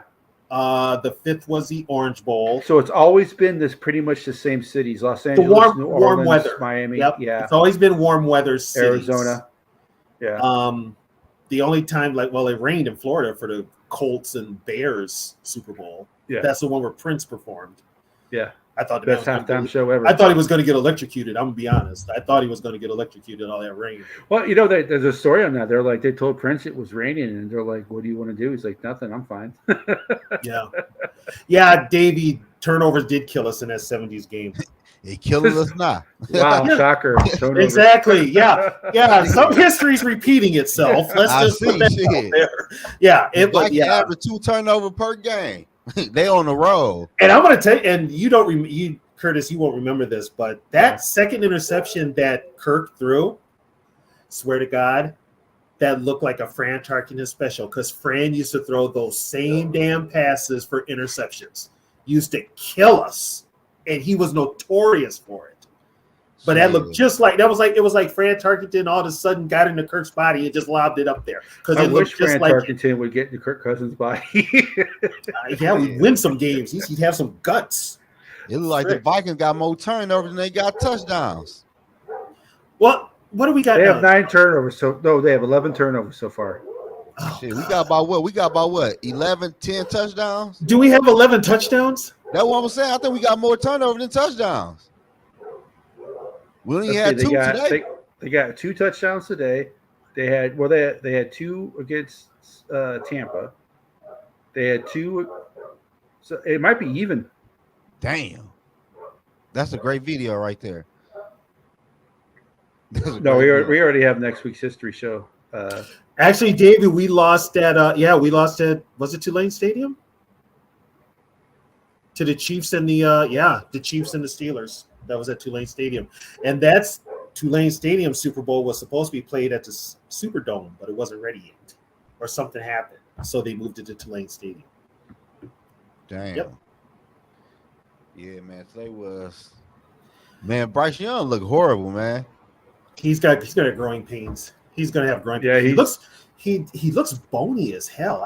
Hell yeah, I'm sorry. Every time the brother takes a hit, I kind of cringe because he looks like he ain't gonna get up. I said it today when we did the live stream of the game that Harrison Smith is he's bulky because he's been in the league for a while, but he's still not a very big guy, and he made Bryce Young look really small. Yeah, Bryce Young is small. I'm like, damn. Yeah. He's like 5'8", right? 5'8", 5'9". Man, I don't know what he's something like that. I think they're generous when they give him 5'9". He looks smaller than that. He's so skinny. He's wiry. He looks like a basketball player. Let's just put it like that. He looks like a basketball player. Looks like Trey Young out there. Yes, Fran Tarkenton is a very shrewd businessman. Oh, he's also a dickhead. Some of his former teammates say he's a dick. Yeah. What's his name? But would you rather have a guy like everybody likes, like Kirk, or would you want a dick who wins games? You know what? As much as players didn't like him, they played for him because he was out there every play trying to win. You don't have to, that's the whole thing. You don't have to like your teammates. You don't have to. You're not going to like everybody, but you don't have to go out of your way. I did not like some of my teammates, but you know what? On that field, we were brothers. If he got knocked down, I helped pick him up. Yeah. Who looks more fragile? Bryce Young. I don't know. Addison gets turned over. If Addison gets hit today, like JJ got hit, it could be a wrap. I'm sorry. Addison looks like a matchstick breaking in half. He's like that cartoon where the or whatever it is, that xylophone, that thing that Lawrence Welk used to play, gets turned and he just his body just ripples and he just sounds like a fucking. It could be bad. Addison is used to getting hit more though. Is he? Right. Because he's a receiver. So he'd be used to getting hit more. Unlike Bryce Young. Because you gotta give it. Young played at Alabama, man. That offensive line in Alabama. Not this year, but not this year. Yeah. Not this year. Alabama looks awful this year, thank God. But in prior years, that offensive line, those quarterbacks from Alabama never got touched. Yeah, Addison did take some big hits in college. He did. Yeah. Plus, what school was Addison at before SC? Pittsburgh. Was he at Pittsburgh? Yeah. No. Okay. He was a Blitnikoff Award winner. He played with Kenny Pickett, didn't he? Yeah. Yeah. And people are like, "Oh, his numbers went down when he went to Southern Cal." Of course they did. Caleb Williams had more target. He was the only target at Pitt. When he went to Southern Cal, he wasn't the only target. So of course his numbers are going to go down. He wasn't the only guy. Yeah. Mm-hmm. He wasn't the only guy. But I don't know about I think it was a better performance so far, but that they've had this year. From who? I think it was their second best performance. I think Tampa Bay was probably their still best performance, but they fumbled the ball. Who, the offense? No, the defense. Oh, okay. Defense got tired, and they got tired. And the defense got tired the first two games. They got tired in the Eagles game. The offense has not looked good all year. No. But which is weird because we said that we're saying the offense has not looked good all year, but yet they've been in every single game. Defense. But it's the defense got tired against the Eagles. That's the only reason the Eagles were able to run up and down the field. Well, they exposed us in the running game too. Yeah. And, when you start beating on them, especially with that offensive line that they've got because they're physical with the Eagles. Who looks grumpy? Davey? No, he looks like Gumby. Oh, looks like Gumby. Oh, it is Gumby. Yeah. By the way, have you guys noticed? I saw it again today. I'm gonna let my dogs in. They're not calling false starts on the tackles anymore. Those tackles are still jumping quick before the snap. Oh no, I ain't peeping. Oh, it's taking notice. Pay close attention because they're not calling false start like they should. Damn. Because the Philly tackle, I think it was Lance Johnston or whatever, he jumped early like 3 times in the game. I watched the Eagles and Commanders game. Yeah, I watched that game too. He jumped early 3 straight plays. You ain't lying. I watched what game was I? Yeah, it might have been that game. In the Washington linemen were doing the same thing too when they had the ball. They were. They would move fast and they wouldn't call a false start. Yeah. I'm like, damn, maybe they ain't see it. I don't know how you miss it. They do it like this, fast as hell. Yeah. Exactly. And I'm like, did you not see that official? Or maybe they're trying to be nice to the Commanders. I don't know. Well, if that's only one they've really called is the dude from the Chiefs. That actually got him benched. That got him benched. But yeah, they're not making that call anymore. But they will sure call a pass interference in a heartbeat. I hate the pass interference. Sarah said they call the cheap tackle 3 times. That's what, and he got benched. Oh, yeah, that's the game you talking about? Yeah, he got benched. Juwan Taylor. Yep, he got benched. Yeah, man, that Chiefs game gonna be a big game for real, man. You know what? Can the Vikings steal one? Oh, anything's possible. The Chiefs barely beat the Jets today. What was the final? 23-20. Wow. I think Zach Wilson fumbled the ball after like about 2 minutes left. And that will be the death of the Jets. Zach Wilson. Yeah, man. Can't hear you, Curtis. That coach about to get fired anyway. Mm-hmm. His ass about to be out of there. Well, no, Salah's good. I turned the video on instead of you my think mic. So? Sorry, I'm eating. He's a good coach. The Jets have a good defense, though. Yeah, the Jets have a good defense, but they got the MILF Hunter who, he can't play quarterback, but he can sure look for somebody's mama in a hurry. But right. Yeah, someone made the comment about Jaron Hall playing behind Zach Wilson in college. So how good can Hall be? College is totally different. Usually they like to go with the more experienced guy or the guy who's been there longer or who the coach likes better. Got to keep in mind, Brad Johnson never started a game in college, and he was a better pro than the guys he played behind. So that really doesn't really matter. And Zach was a favorite. He was like the golden boy. Yeah, he got the preferential treatment. Yeah, I'll give you that. Zach Wilson ad look horrible, man. But at what point though? When do the Vikings play Jared Hall though? They're going to have to. They won't if they're still competitive. Yeah, but like everybody talking about, we're gonna beat the Denver Broncos. I don't see us beating the Denver Broncos for real at Denver. It could happen. It's Denver. You don't know what Denver is. We're not the Bears. Put it that way. Mm-hmm. So you don't know which Denver team is going to show up, and you don't know which Russell Wilson is going to show up because Russell's looking old. Russell's looking his age. Instead of Russell cooking, Russell's cooked. Russell's cooked. Yeah, Russell been cooked ever since Sierra started giving it up to him after they got married. That boy Russell got some of that black woman. Oh my God! The power of the pink. Oh my God! She put it on him, and the man ain't been the same since. All he do had kids every other year. Yep. Yep. But yeah, he's starting to look his age too. Yeah, it's over with for Russell. It's man. So and anyway, if we beat, I'd love to beat Sean Payton. I can't stand Sean Payton.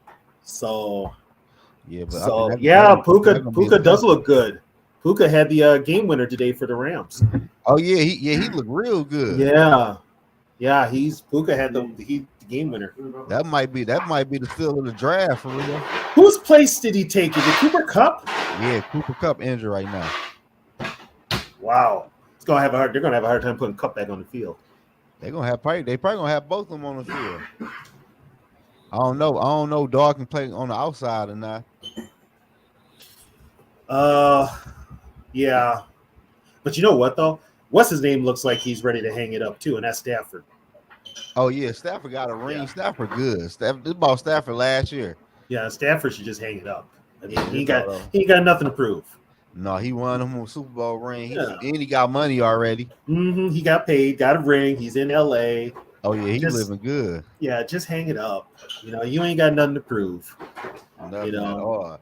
But yeah, I mean, so in order for us to win next week, we have to call a perfect game, and we have to no turnovers. Bottom line, don't turn the ball over.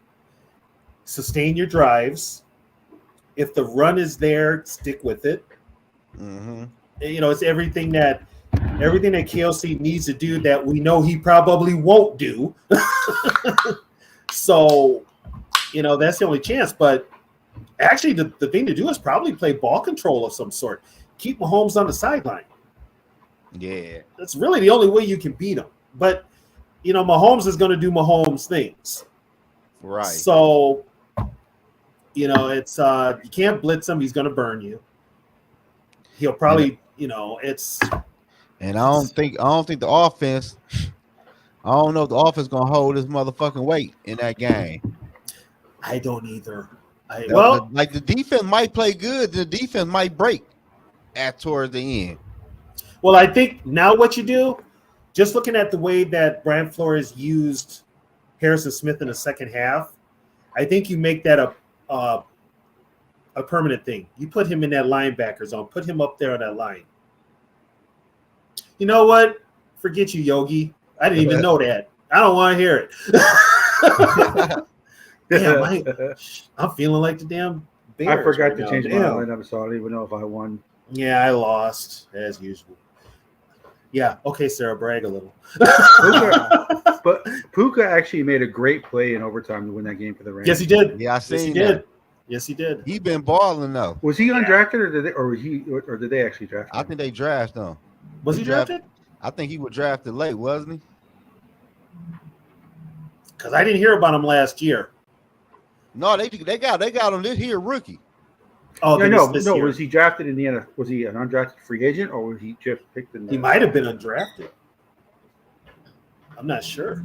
He might have been undrafted. Yeah, that's why Vikings. You know, that's why we're saying the Vikings will do the most Viking thing ever and win next week, and then they'll lose to the Bears. He was picked in the 5th round. Okay. Was he? Okay. I knew he wasn't an early. If they did pick him, I knew he was a late round pick. Yeah, because they ain't had no early picks. Yeah, was he their first pick? I don't even know. Yeah, he might have been their first pick because they had no picks because of Stafford. That might by the be. way, people compare Stafford and Cousins. I don't think so. I think Stafford is better than Cousins. He is. So he throw the ball better. Yeah, Stafford. I used to compare them. He improvises. He throws sidearm and stuff like that. Stafford is competitive. Yes. Yeah. I used to compare him a lot when Stafford was at the Lions, but after a while, doing shit. Well, all I got to say, the Lions fans who say, "Oh, I guess winning the division every 30 years is an okay goal." Right. Oh my god. I mean, so they probably haven't won in your lifetime, have they? Nah. Because '93 was the last time they won the division. Shit. Yeah, that wasn't the North though. No, it was Central. Central. It was a Central. Yeah, that was the Central. Yeah, But they the never Buccaneers won the have North. actually won the division title more recently than they did. Who? The Buccaneers used to be Buccaneers, yeah, Oh, Buccaneers. yeah. Yeah, the Buccaneers. When they was in the Central. Was it 02? I think the Buccaneers won the division. 01 the last year. Yeah. 01. Yeah, they ain't never win the NFC North since I've been alive. Well, the Lions have only. I think when we talked about the history, our first history show we talked about the Lions, and I think they've won the division. I think 5 times. The whole time Minnesota's That's been in the crazy. division with them. Well, and unfortunately, the Lions, if it wasn't the Packers, it was the Vikings. And if it wasn't the Vikings, it was the Bears.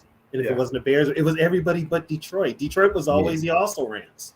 You ain't lying. Yeah, they were also Rams. So it's kind of like, That's why no one hates the Lions. No. Right, exactly. Yeah. no, I can't hate on the Lions. I really Yeah. can't. I just, I mean, I'm kind of happy for them, to be honest with you. like I said before, I'm not. I'll be But they hearing are, you. but their fans are talking a little too much for a team that's been. but they do So bad for they so do long. Detroit things to just ruin their season. They really do. They do Detroit things. Because the weird thing is, every other team in that city is championship caliber. Except them. The Tigers have won multiple World Series. The Red Wings are one of the best hockey teams ever. And then the Pistons, we know their history. It's a lot. It's just the Lions for some reason. You know what? I saw that at the end of the game. I don't know why Thielen was throwing a fit. He thought there was a second left on the clock. There was only 2 seconds left. So And they ran. from what I understand, because I was listening to the Panthers post game on YouTube, and someone brought that up, and they said that he thought there was a second left. No, it's Adam just. I actually think the Vikings played that perfectly. Mm-hmm. For once, they actually played the end of the game perfectly. Also, Kirk did the thing he should have did. He rolled out. Yep. So he was out of the pocket when he threw the ball. Yeah.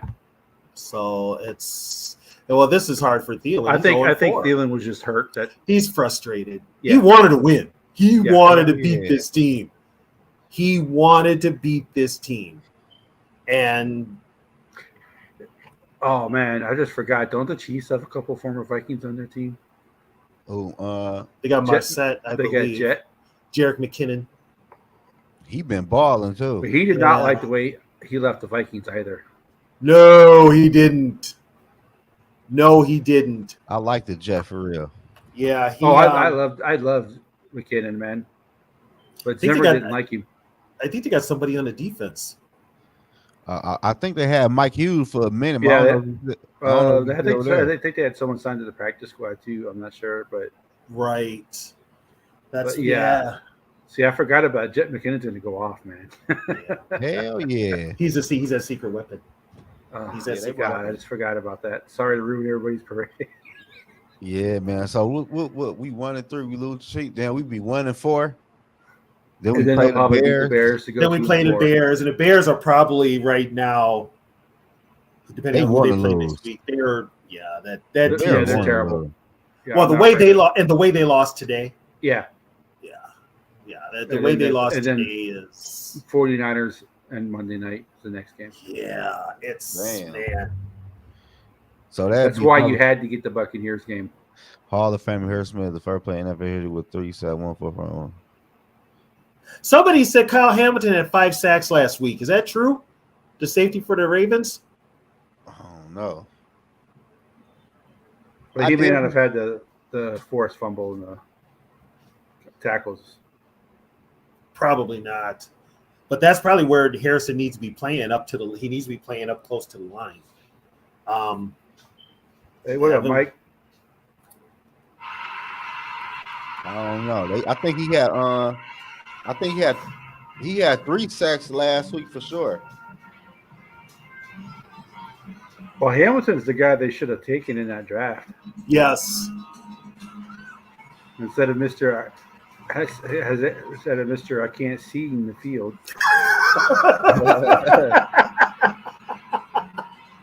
Exactly. Mike, what's the deal? Oh, what's up, Mike? That's why he the hit man. Oh God, Mike, here you go again. That's my QB. You can have him, brother. Ain't Yeah, nobody you ain't fighting. lying. Ain't nobody fighting you for that one. He's yours. You can have him. Exactly. Well, no, You- him and Dave. Oh yeah, they love Kirk Cousins, man. They love Kirk Cousins. I'm kind of watching wrestling here, guys. So I'll be like, damn. deal with me. Do Hitman make the Hall of Fame? Probably. Yeah. He actually has longevity, which is one of the things they look for. Unless your name is Gale Sayers or Terrell Davis. But Yeah, he But probably Davis- does. Davis won the Super Bowls. That's why he's in. Yeah. There's a lot of people who do not deserve to be in the Hall of Fame, but they're in the Hall of Fame because their team is good. There's a lot of people who are not in the Hall of Fame because their team never won that should be in the Hall of Fame. Marshall. Marshall should be there. Marshall Falk Yeah. ain't a Hall of Famer? No, Jim not Marshall Falk. Jim Marshall. Not Marshall Falk. Jim Marshall. Oh. No, I think Marshall Falk. Falk. Marshall Falk was like a first ballot. Yeah, he's Oh, in. okay. Yeah. No, I he was like- deserved it too. He changed the game, but Yeah, no, Jim Marshall should be in the Hall of Fame, but he's not. yeah, he should have been. I mean, you can't have, especially in the era that Jim played in with as many games as he played in on the line, with the way line play was back then. He deserves to be in there. But going back to Harrison Smith, he looked pissed today. He was hitting Yeah. people like it was circa 2017, 2018. Yeah. Losing gets to you, and I think you know what else it is. Harrison being a leader and stepping up and say, "Y'all saw, watch this." Yeah. Bottom I feel line. you, but I feel y'all, but I want to see the fucking energy when they play against a real team. They got to show it next week. I want to see the That- same energy. I want to see what I how they. I want to see because if they come out flat next week, then I have no hope for KOC. AP is a first ballot Hall of Famer. Hell yeah, He AP is. getting in there. Yeah. If we lose next week, if we go back to what we did before then, you can kind of KOC's done. I think if he it's a might be done competitive anyway. game, if it's a competitive game and they come out and they barely lose, that's different. But if it's like a Dallas game of last year, I think he's done. I think KOC's done, to be honest. if What it's, about- if it's like the Dallas game from last year, Oh man, that should be crazy. I can see the score at halftime. 10 to probably 31. Don't say that. But I ain't lying to you, man. That offense, that regular ass offense, man. Yeah. Next week is a statement game. For who? The Vikings need to make a statement next week. Man. And it's not just the players, it's the coaching staff. Listen, man, we ain't seen the Viking yet play a complete football game none this season. there's no such thing as the perfect or / complete game. You said it's not a such thing? There's no such thing as the perfect or fully complete game. Shot, man, talking about no turnovers. Shit. They turn the ball over every football game we played this year. Not Here's just- the thing though with what Mike said. You can't blitz Mahomes. You just No. can't. You can't blitz him. He's one of those quarterbacks that's better when you blitz. Right. You can't blitz him. It's just it worked with Young because he's a rookie. But you can't use that same Yeah. defense on Because- Mahomes. If you watch the NFL films of Patrick Mahomes mic'd up and he did that backwards pass, he was mic'd up for that game, he's like, yeah, don't blitz me. I'm good like that. So I mean, Exactly. when you're the best quarterback in the NFL and you know you're the best quarterback in the NFL, you just want people to blitz you. So Exactly. What Yogi say? Mahomes having the IQ to slide at the 2-yard line, getting the first down but not scoring is talking impressive. about his football IQ. He's talking about how they ran the clock out. Yeah. hmm Yeah, man. But shit. Yeah, the last Dallas game I was at, we actually won. It was one when Minnesota came to Dallas, and Eric Kendricks knocked the pass away at the end of the game. Oh, And Kyle but Rudolph scored what's the his two name was touchdowns. looking perfect that game. Dak Prescott. That was Yeah. probably Dak's best game. Oh yeah. Yeah, at definitely. least none of our. At least you know what? We didn't lose any games this year by 50 points. That's an improvement. Yeah. Until we, I don't know, Sunday. We ain't played nobody yet though. We play Well, the all. Buccaneers are looking pretty good, but their defense. Man, you know who Right. look horrible though, man? I can't believe it. Who's The that? fucking Saints. I'm really not surprised. Did Carr play today? Yeah, he played. He played. Hmm. He played. Because I know Um, the Raiders look awful too. It's a Josh McDaniels team. Yeah, Josh McDaniels. I don't know how he keep on getting head coaching jobs. He got pictures on somebody. Yeah, I don't know how he keep on getting hired, man. He got pictures on somebody because he keep getting these jobs, I don't know how. especially after what he did to the Colts, and he still Yeah. gets a job. But other than Flores, what other? Because Flores should not have been fired in Miami. He was a good coach. What other coach from the Belichick tree has been good? None of them. Just Flores. Just Flores, because Yeah. Patricia was a train wreck. Hell Yeah, he was. Patricia was bad. McDaniels has been bad, but keeps getting jobs. Oh wait, what about Vrabel? Oh, Vrabel's still did pretty he coach good. under Belichick? No, or he was just just a played for player? Belichick. Oh, he Did didn't he coach. No, He Did didn't he take coach it under in. him? He just I don't know played. if he would. We can check that. See if Vrabel. You can check- no, he I know he just played played for him. for I him. don't know if he ever. But Dawg was horrible too, though. The dude that played at Houston. He was a Houston coach. Which one? The one that traded DeAndre Hopkins. Remember? He came from Yeah, New England. that was Cliff Kingsbury. O'Brien. Yeah, Brian. Bill Yedlin. O'Brien. Bill O'Brien. The guy with the cliff and his the big old Yeah, hole in Bill his chin. O'Brien. Yeah, he's the one that He's not very good. no. No. Yeah, matter of fact, Bill O'Brien had to falling out with Deshaun Watson and all the stuff happened. Yeah. That's right. Well, yeah. I'm so glad the Vikings did not get Deshaun Watson. Deshaun Watson. Was he hurt today? Was he hurt Or today? Hopkins. Yeah, he ain't Either one of play. those guys look good. Because I saw what's his name playing the rookie. DTR. Yeah, DTR was out there. Yeah. I did see that. Oh man, that's who I wish the Vikings drafted. Me too, man. I want Yeah. DTR bad as hell, man. I like the DTR. Yep. And he was there when we drafted and we didn't take him. No, we didn't. He got drafted late too, though. Mm-hmm. Yeah. So Yeah. Patricia's with the Eagles now. That could be one of the problems this year. Oh, for God's sakes, are you serious? he was Yeah. there last year. But I do, unlike Minnesota, I do trust the Eagles GM if the Eagles have any problems. Oh, I trust them big time. Oh yeah, I Yeah. like the Yeah. Eagle GM. Yeah, he knows what he's doing. Grossman The or only, whatever his the name only is. I will say though, thank you for making the mistake on JJ though. Oh yeah, right. Yeah, they still paying for that. Well, you know what? No, they're not because they got No, they're not. Devontae Smith, AJ they got Brown. they got AJ Brown. So they're But doing for all our right. sake, Oh yeah, right. We probably got Rager ass. But once again, though, you know that they little, would have taken Rager. you know that little scrum that they do to make it on 4th and 1. Yeah, Washington was prepared for it. They were prepared for it.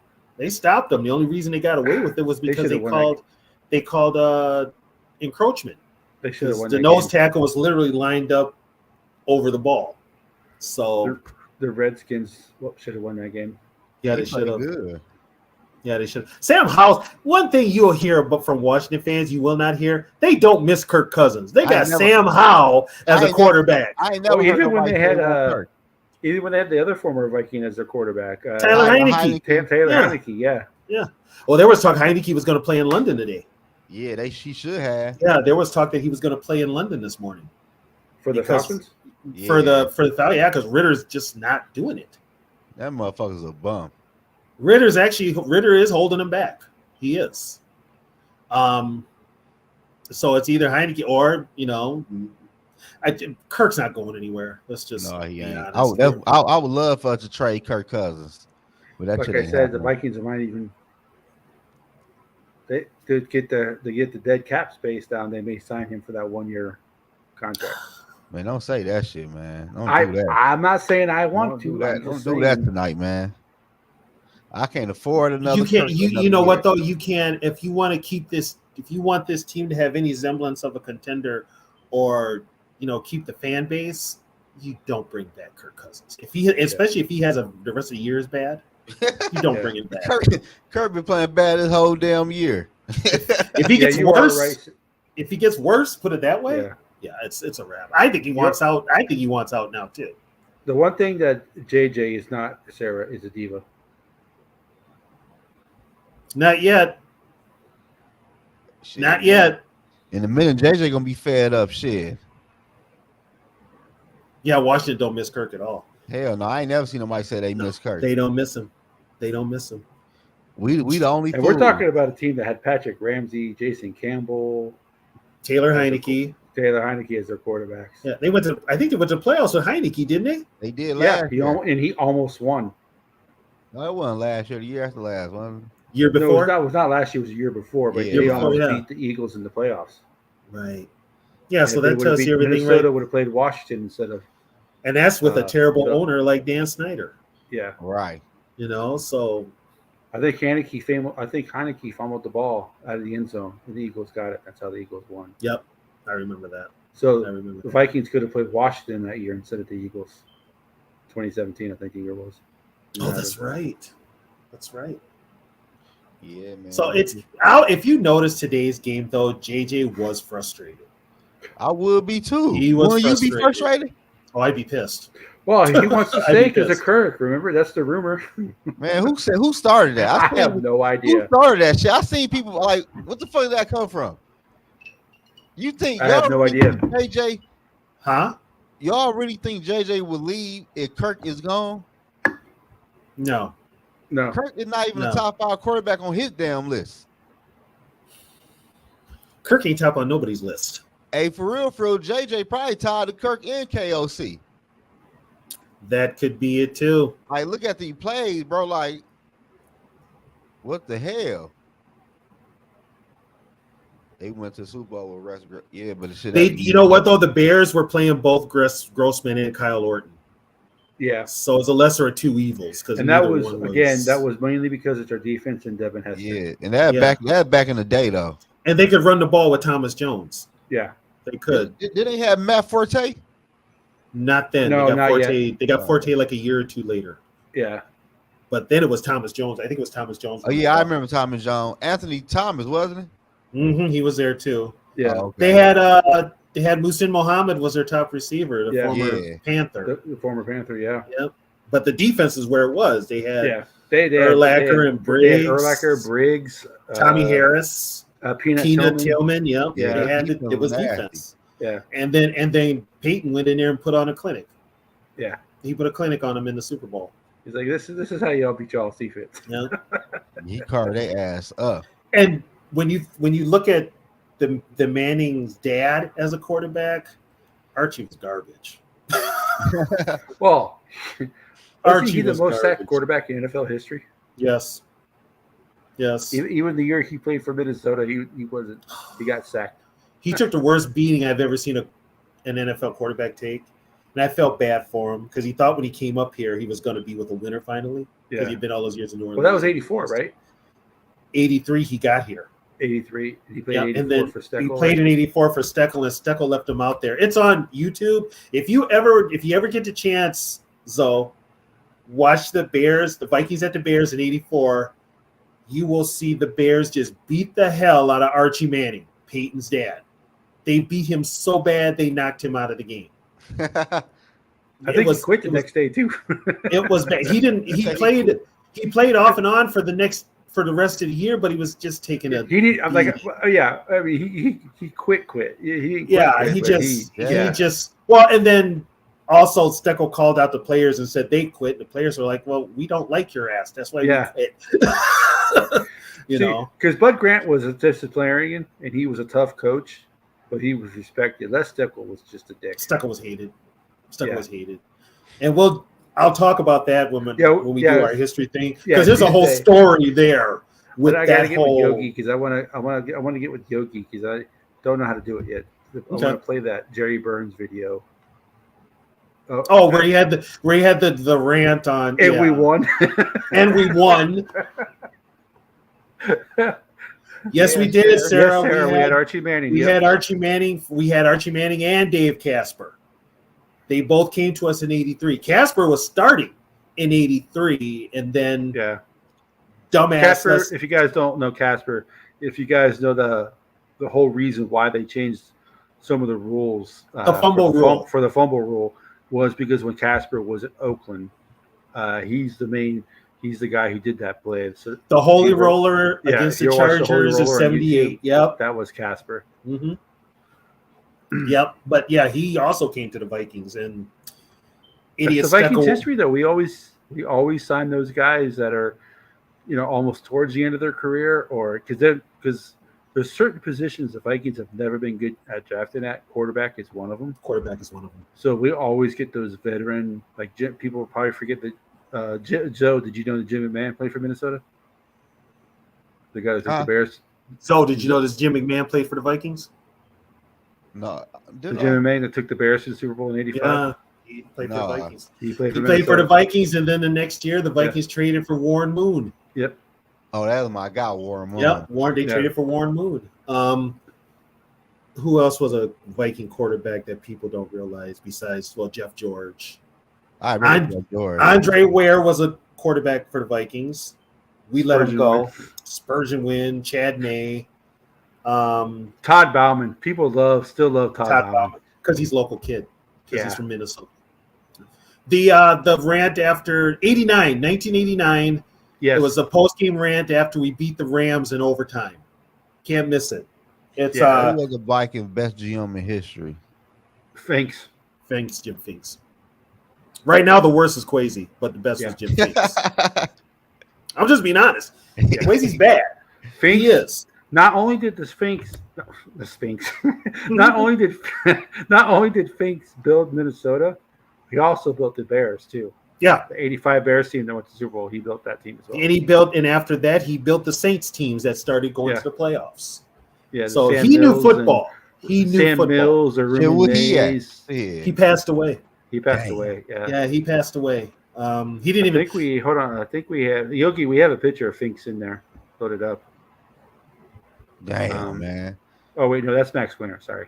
Hey, T-Bass, the Raiders bent the rules, but the Cowboys outright broke them. Yes.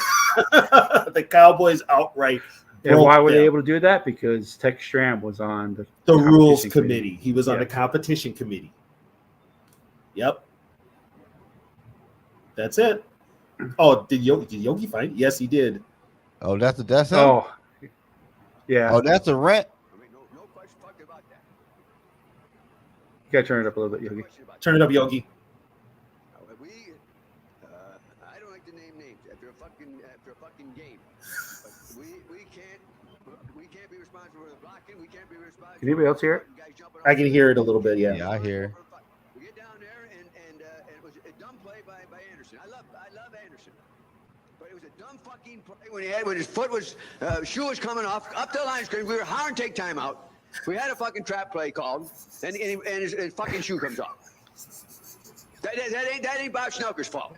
We have another fucking trap play, and if Vinny picks up his fucking feet, he walks in. We got the fucking pass to AC out there in the flat. The ball's thrown in low. That isn't Schnauker's fault. We got right down there. We got the second down, and I don't know what the hell. 2 yards ago, I don't know what 15, 40, whatever the hell it was. And Irwin jumps offside. Now, these are the things that have been hurting us all along, the little things. We're working at them to stop them. We moved the ball good today. We went down there, and we didn't get the ball in the end zone. Did you win this game? I think we did, yeah.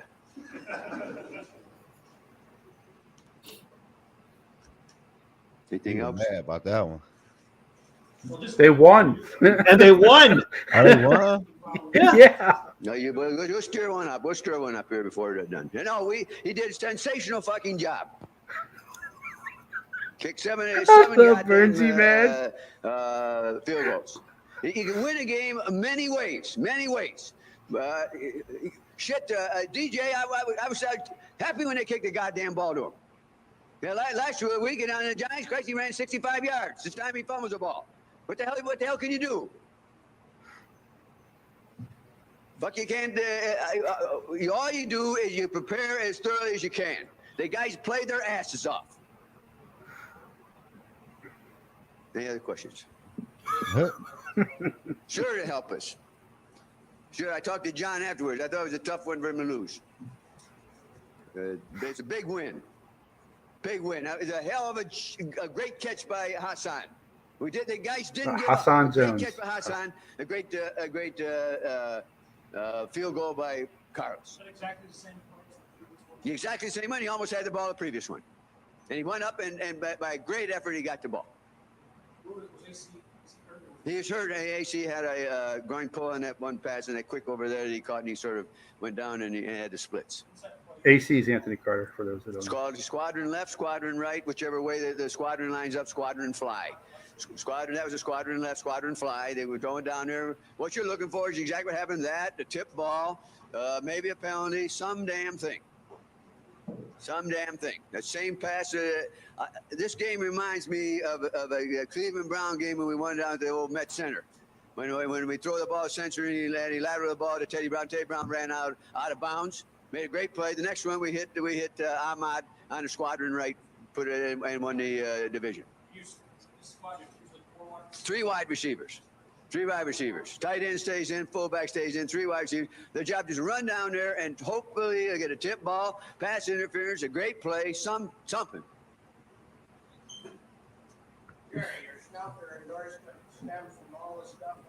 The guy feel like shit afterwards. What? Yeah, he felt like shit afterwards. Everybody booing the shit out of him, but he worked his ass off. and no smarter coordinator in football. That's what KOC needs to do. Fuckers boo him. Fuckers. Damn, and they won? And they won. They won it in overtime on a block kick by Mike Merriweather. Oh, Burnsy, man. I love you, man. I miss you. Oh. Well, you know, I got to tell this story because Zone never heard it. When we had Tommy Kramer was a partier big time. After the 81 season, Tommy Kramer still is. After the 81 season, Tommy Kramer went into treatment out in California. So Bud Grant and all the assistant coaches went to see him. Everybody except Jerry Burns. So, Bud comes back. He calls up Burns and he's like, "Why didn't you go? Tommy wanted to see you. He wanted you to come out there." Burns was like, "I didn't go because I thought you were going to leave me there." Because he was a drunk too. I didn't go because I thought you were going to leave me there. Like, shit. Hell no, I ain't going to know them. He's not. He said, "There's no way you're leaving me there. Fuck that." Hell no. No, and that was from '89. Yeah. Now look at what you got now, and you're kind of like, really? It's okay to swear at KLC. You can show some emotion. And Denny, even when we lost the games we lost, he never really lost it here with the press. But when he lost it in Arizona, I was kind of like, really, dude? You lost a Monday night game, but you didn't have that same fire when y'all ass got beat 41-0. I'm sorry.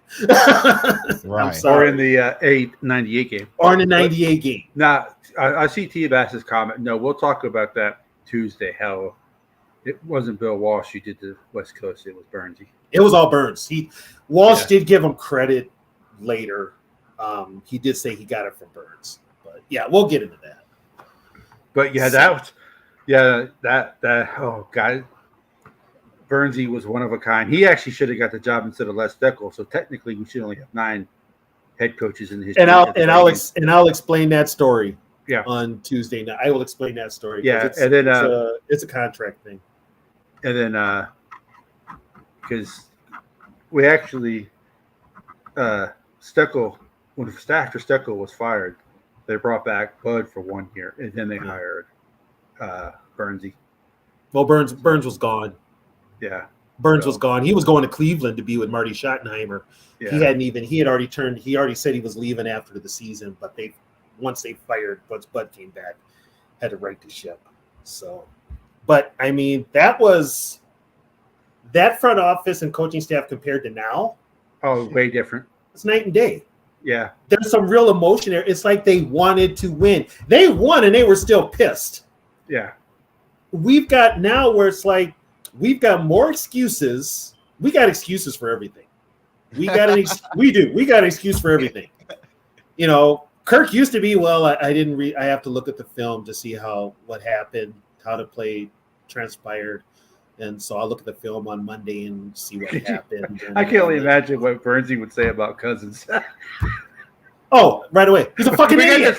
We got this fucking guy out here. He can't fucking run. He knows how he can physically run, but he just fucking doesn't do it. Right. Kirk act like he ain't got no damn legs. Because he like I was saying earlier, he has the athleticism not to be a great runner, but to slide left, slide right, and then run. All you guys and then keep maybe doing, if it's a 3rd and 3, run for 4 to 5 yards. All you guys keep doing is going back to work, putting your head down, and deciding what can I do to not only help this team grow, but to just make damn sure that I'm trying to uplift the guy next to me, make his job easier. What can I do to help bring along everything we want to accomplish? And we've had to do that without the results that, quite honestly, a lot of us expect. We've had to take our medicine and just keep going back to work. And that's what I want to compliment you guys on. All right? You have found a way to eliminate the noise, block it all out, and make it about your brothers. And I told you Monday that this would be the greatest test of our way of doing things, where we are a family, where culture matters, and we chase victories every single week, not for ourselves, but for each other. All right, and that's all you guys have done. Now, what I want to talk about right now is today, because this wasn't easy. All right, we did a lot of things to make it hard on ourselves. But right about that time, where you could have said what? You could have said, here we go again. Defense, you found a way to dug deep, and you make a huge play, game-changing play. Harry, 2-2.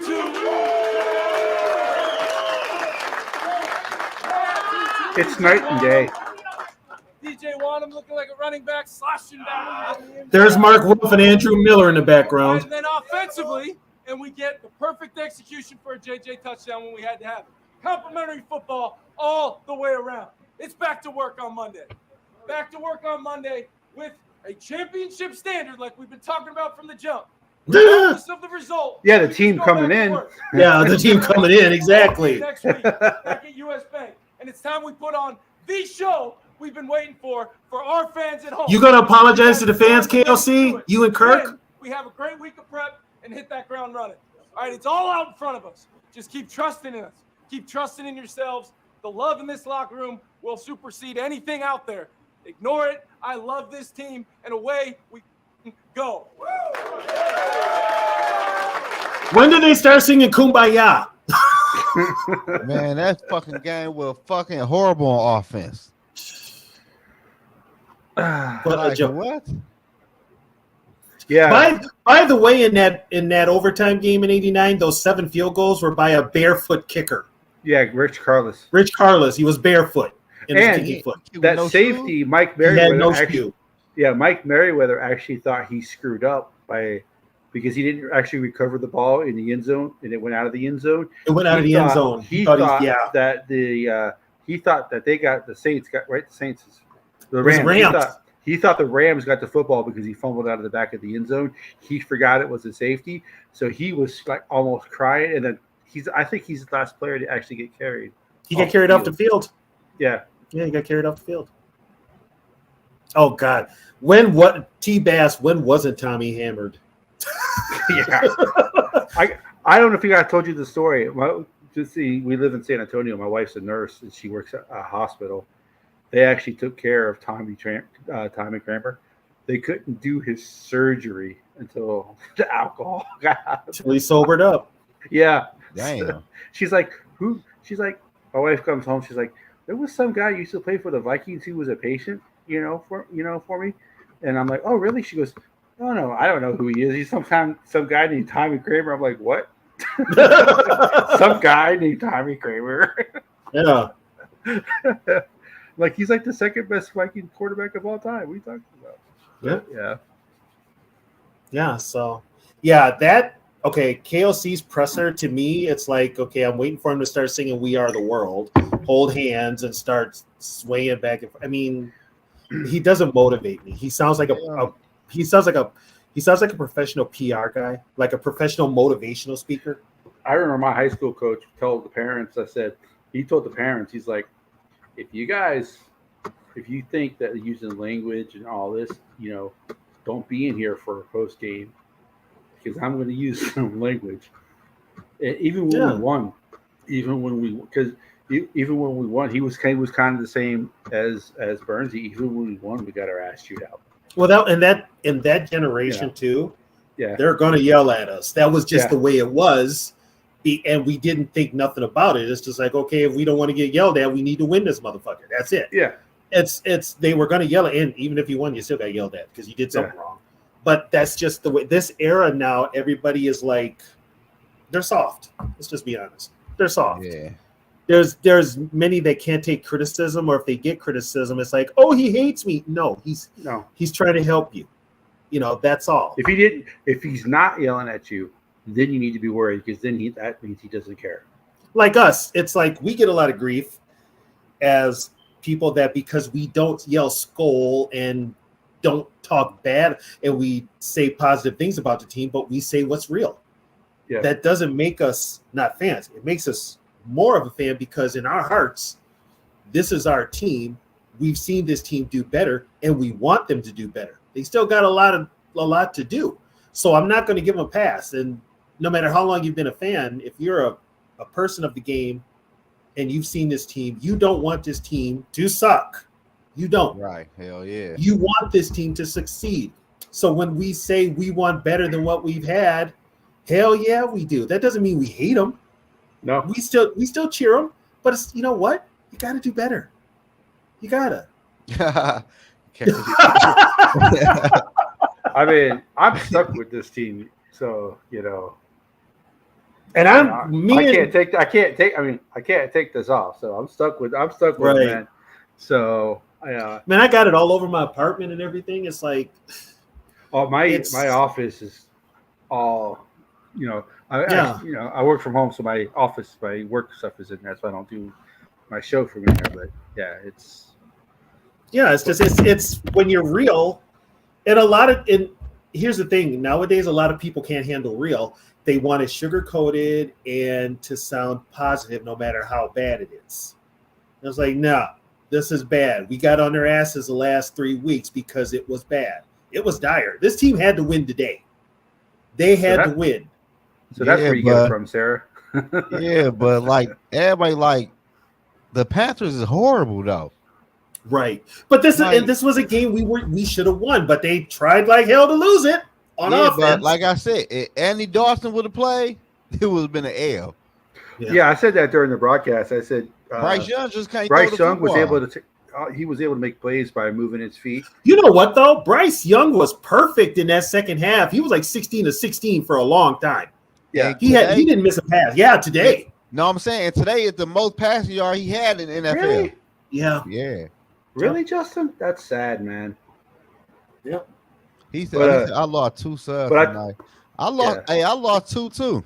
That's what it was. Well, we I peeped that shit too. I said in a live broadcast, I said, what the hell? What was that last one up there? He lost 2 subs because he said how bad Kirk had a bad game. Are you serious? I made a whole short about Kirk. I said he regressing. I wonder if Dave was one of them. Dave probably on my ass. Dave, I had enough in the zone. Dave Oh my god. Oh my god. Dave. It was Dave. I was like, check that shit, man. For real. Thoughts go out to you, Dave, though. I heard the news, man. Thoughts go out to you, man. Who? Dave. Lost his aunt. Oh, okay. Oh, okay. Yes. Okay. Send him some prayers. Yeah, I'm sorry to hear that. Exactly, Sarah. We can't score.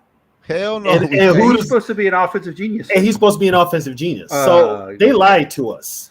Yeah, we did, man. They lied to us, point blank. They sold us a Corvette with a V6 in the engine. That's why I call him Brad Childress 2.0. Yeah, man. Gas offense is gonna. Oh my god! You talk about the most monotone coach ever. Oh my gosh! Yeah, another coach who should not. By the way, he's number 9 on the list, just so you guys know. Oh my god! I fucking hate watching this fucking offense, dog. It's painful.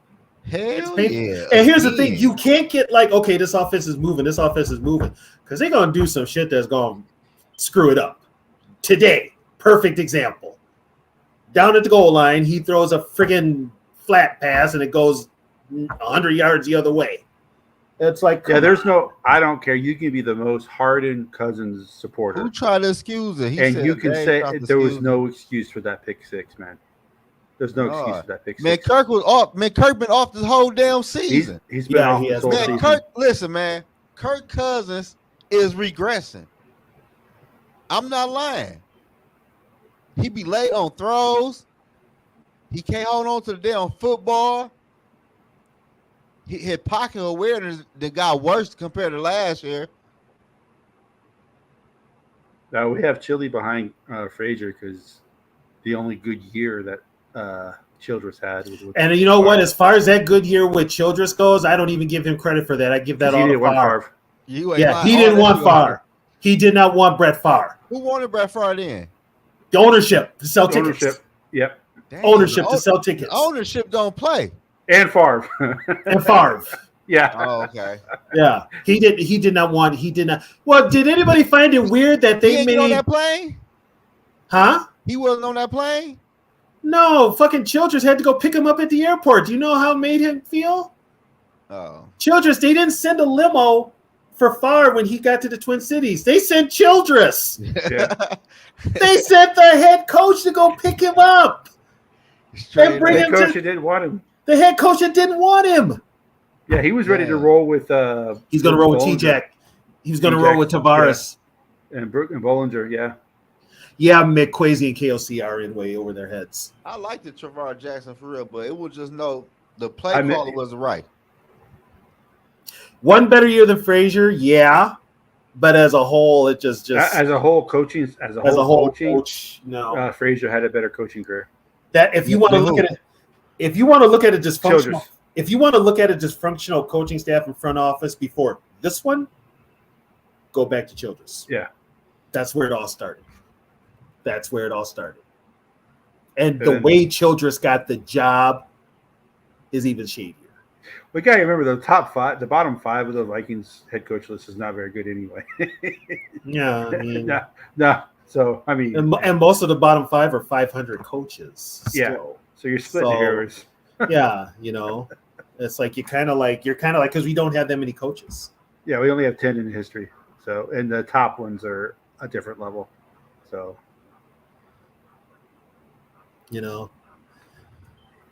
So for next week, thoughts. Which Viking team shows up? The percentage is low that they do win, but they are the Vikings, so they'll find some way to actually do something. KOC looks vulnerable. Maybe we can all send Taylor Smith slide into her DMs, tell her she needs to treat Kelsey before the game, so he's weak in the legs. I don't know. No, she's keeping him around so she can write another song. That's the only reason he's there. So, the honest thoughts. Do you think this is next year's? Do you think they're competitive? Do you think they have a chance to win? Do you think this is more like Dallas's game from last year? I'm leaning more towards this is Dallas's game. This is a Dallas game from last year. Yeah. And I'm leaning that way because KLC has yet to prove anything to me that in a moment like this, he rises to the occasion. Matter of fact, he kind of like a turtle gets in his shell. He can't rise to the occasion. I don't even know if he's going to have this team ready. The team comes out flat every week.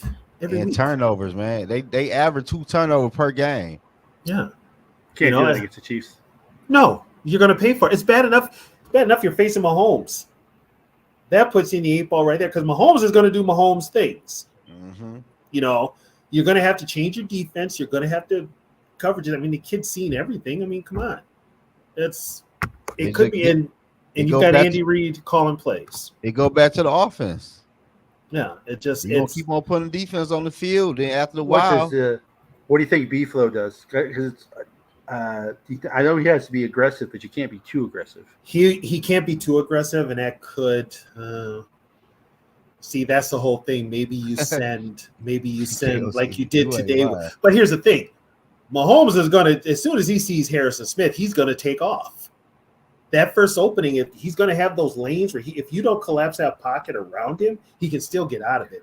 Do you spy Mahomes with pace? I don't think Pace seen enough to just do Mahomes right now. No, he's Hicks not fast enough. No, he's not. You just got to keep him in the pocket though. But basically, here's what you do: you move up Harrison Smith to basically where Pace is. So then Harrison Smith becomes those eyes. He becomes a spy. Put it that way. Yeah, that's Viking Funeral. And you use Metellus as the other safety. Right. You've got it. You got Metellus. You got Bynum. You've got a couple other people too that can play safety. You got the kid you drafted, Ward. He can play safety. Yeah, Blackman's out on the field. Blackman's getting some playing time. Here's the problem though. If the pass isn't there, Andy Reid's going to run the ball, and he's going to have success. So you're probably going to have the Chiefs on offense like in second and short, maybe manageable. I don't see them in too many third and longs, third and sevens, or anything like that. If they are, then guess what? Andy Reid's not calling the plays. Matt Nagy's calling the plays. But yeah, and on offense, we're asking a lot out of Kirk. We're asking a lot. I gotta get out of here, y'all. I'm gonna see y'all next week. All right, Zoe. I'll holler at you next week. Later, man. Yeah, we're getting ready to end it anyway. Yeah. That's I know KOC is going to get out coached. I'm not worried about that. That's a given. That's a given. But we are doing 2 shows next week, guys. We are doing the history show talking about the coaches, which we've already hit on. We'll hit on that some more. We'll have some more videos, some more pictures, and some more history on that. Oh, by the way, Curtis, Sarah came up with an idea for a topic for our history show. Okay. And I'll send it to you. She came up with a very good topic. Okay. Very good topic. She's more than welcome to come on too if she wants. Right. Oh yeah. And then we also do our bi-weekly show, status of the NFC North. We do that as well. Well, we have not hammered out a time yet, but we are also doing that show as well. I think that's either Thursday or Wednesday. We will let Yogi know, and Yogi will go ahead and put it in the little schedule thing that pops up on your YouTube channel. But those are our 2 shows we have next week. It was an okay game. They got the W. That's all you can ask for. A win is a win. A win's a win. I'd rather win ugly than lose beautifully like we have before. Yep. It was a big win because it was an 8-point win. It was not quite double digit, but what's up, Morpheus? What's up, Morpheus? You always join when we're leaving, man. Yeah. We've been on for 2.5 hours, man. But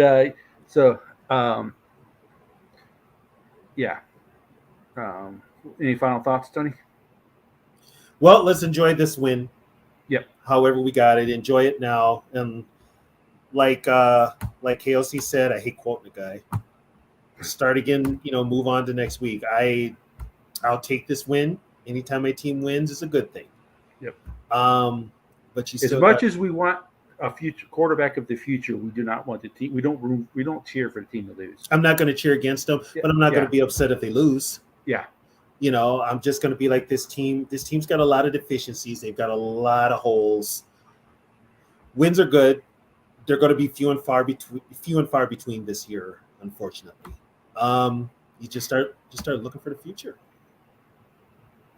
All right. Yep. So with that, we appreciate every one of you all. Don't forget to hit the like, the subscribe button. Really appreciate it. We're trying to grow this network, and you guys have been fantastic. We love all of you guys that show up for every one of our shows. I know you're scared. Yeah, I do too. I know you're scared. Yeah, I do too. If I were you. I know you're scared. I do too. If I were you.